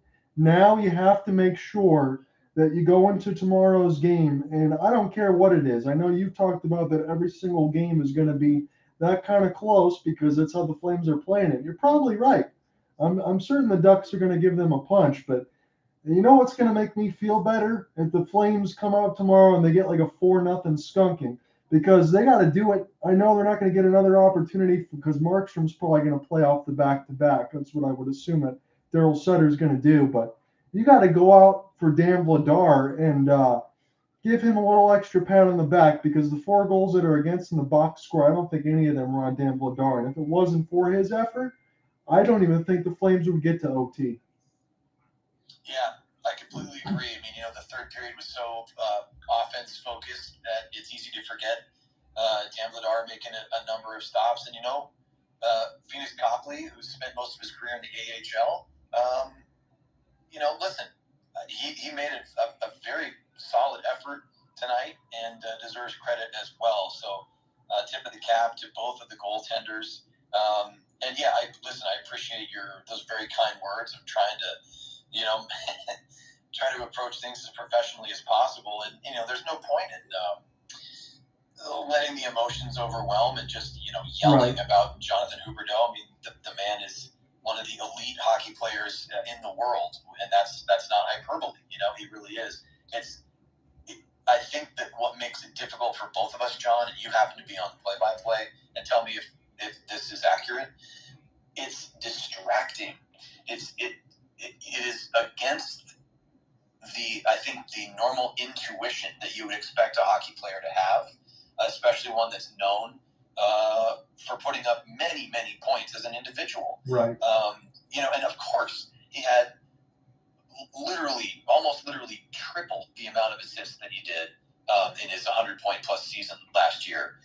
But 30 of those 100-plus points were goals, and your team is relying on you. You're out on the ice on a 3-on-3 overtime for a reason. And when you have time and space, John, in games, any sport, I'm thinking of soccer, basketball, when you have time and space and you're relied upon to score, what does your team need you to do?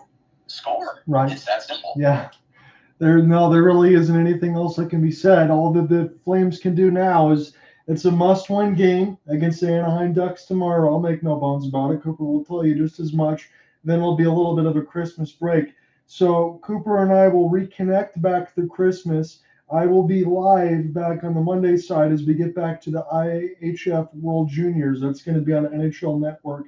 So when we get closer to the medal games, maybe I'll have Cooper join me for one of those, depending on what time it's going to be, because that should be fun nonetheless. We will definitely get some NHL assignments next week. It won't be all IIHF from me, but that's where I'll plan to start on Monday, as we'll get some games between U.S. and Canada, and then we'll check back in later next week, because again, I believe it's going to be the Flames and the Kraken, maybe this week or maybe next week. I know it's pretty soon in the schedule. I want to cover a Seattle game, so what better way to do that? We can cover both on that side and have some fun with it. So I hope you have a great Christmas there, Cooper Hopkins, and I'm sure I'll probably check back in with you before the new year, but if I don't, thank you for all the wonderful memories here throughout the year, because this is where we got our start at the beginning of the year on the Colorcast side, and now we're on Twitter Spaces. I can't believe it's been that long already, and pretty soon, Cooper, it'll be playoff time a few months away just after that. Yeah, it's hard to believe, my friend, and yeah, listen, this is a time of year that is very special, and I know you're fighting off you're a little under the weather, and that's just that Christmas COVID has come to visit you. It's not just Santa coming down the chimney. Apparently, it's coronavirus. But I listen. Get well very soon. You already sound great. You picked me up tonight. I really appreciate you helping me. After a crazy travel day and a bit of a hoarse voice, you jumped into an exciting hockey game. another one in a long list that I'm so happy we have gotten to broadcast together. And absolutely, my friend, a Merry Christmas to you. And keep your eye on that mailbox. Something might be heading your way. So just mentioning that. And this has been an absolute pleasure. And we'll certainly talk after this weekend and the holiday. And we'll get back to it. I'm ready to keep going into 2023 and beyond. Sounds good, man. Hopefully everything again goes well. I wish you nothing but the best, man. It's always been a lot of fun working together, and I'm so glad that we're able to work together because who knows, if I don't step in there and watch do one of those NHL casts, we might have never even met each other. So you never know how that works. So there ended up being some good things that worked out this year. Absolutely. It's a crazy thought, but no, I'm happy we continue to do this, and we will definitely keep it going. And Merry Christmas, pal. Get well soon. Take care. And all the best to you and your family. We'll talk again in not too long. All right. See ya. All right.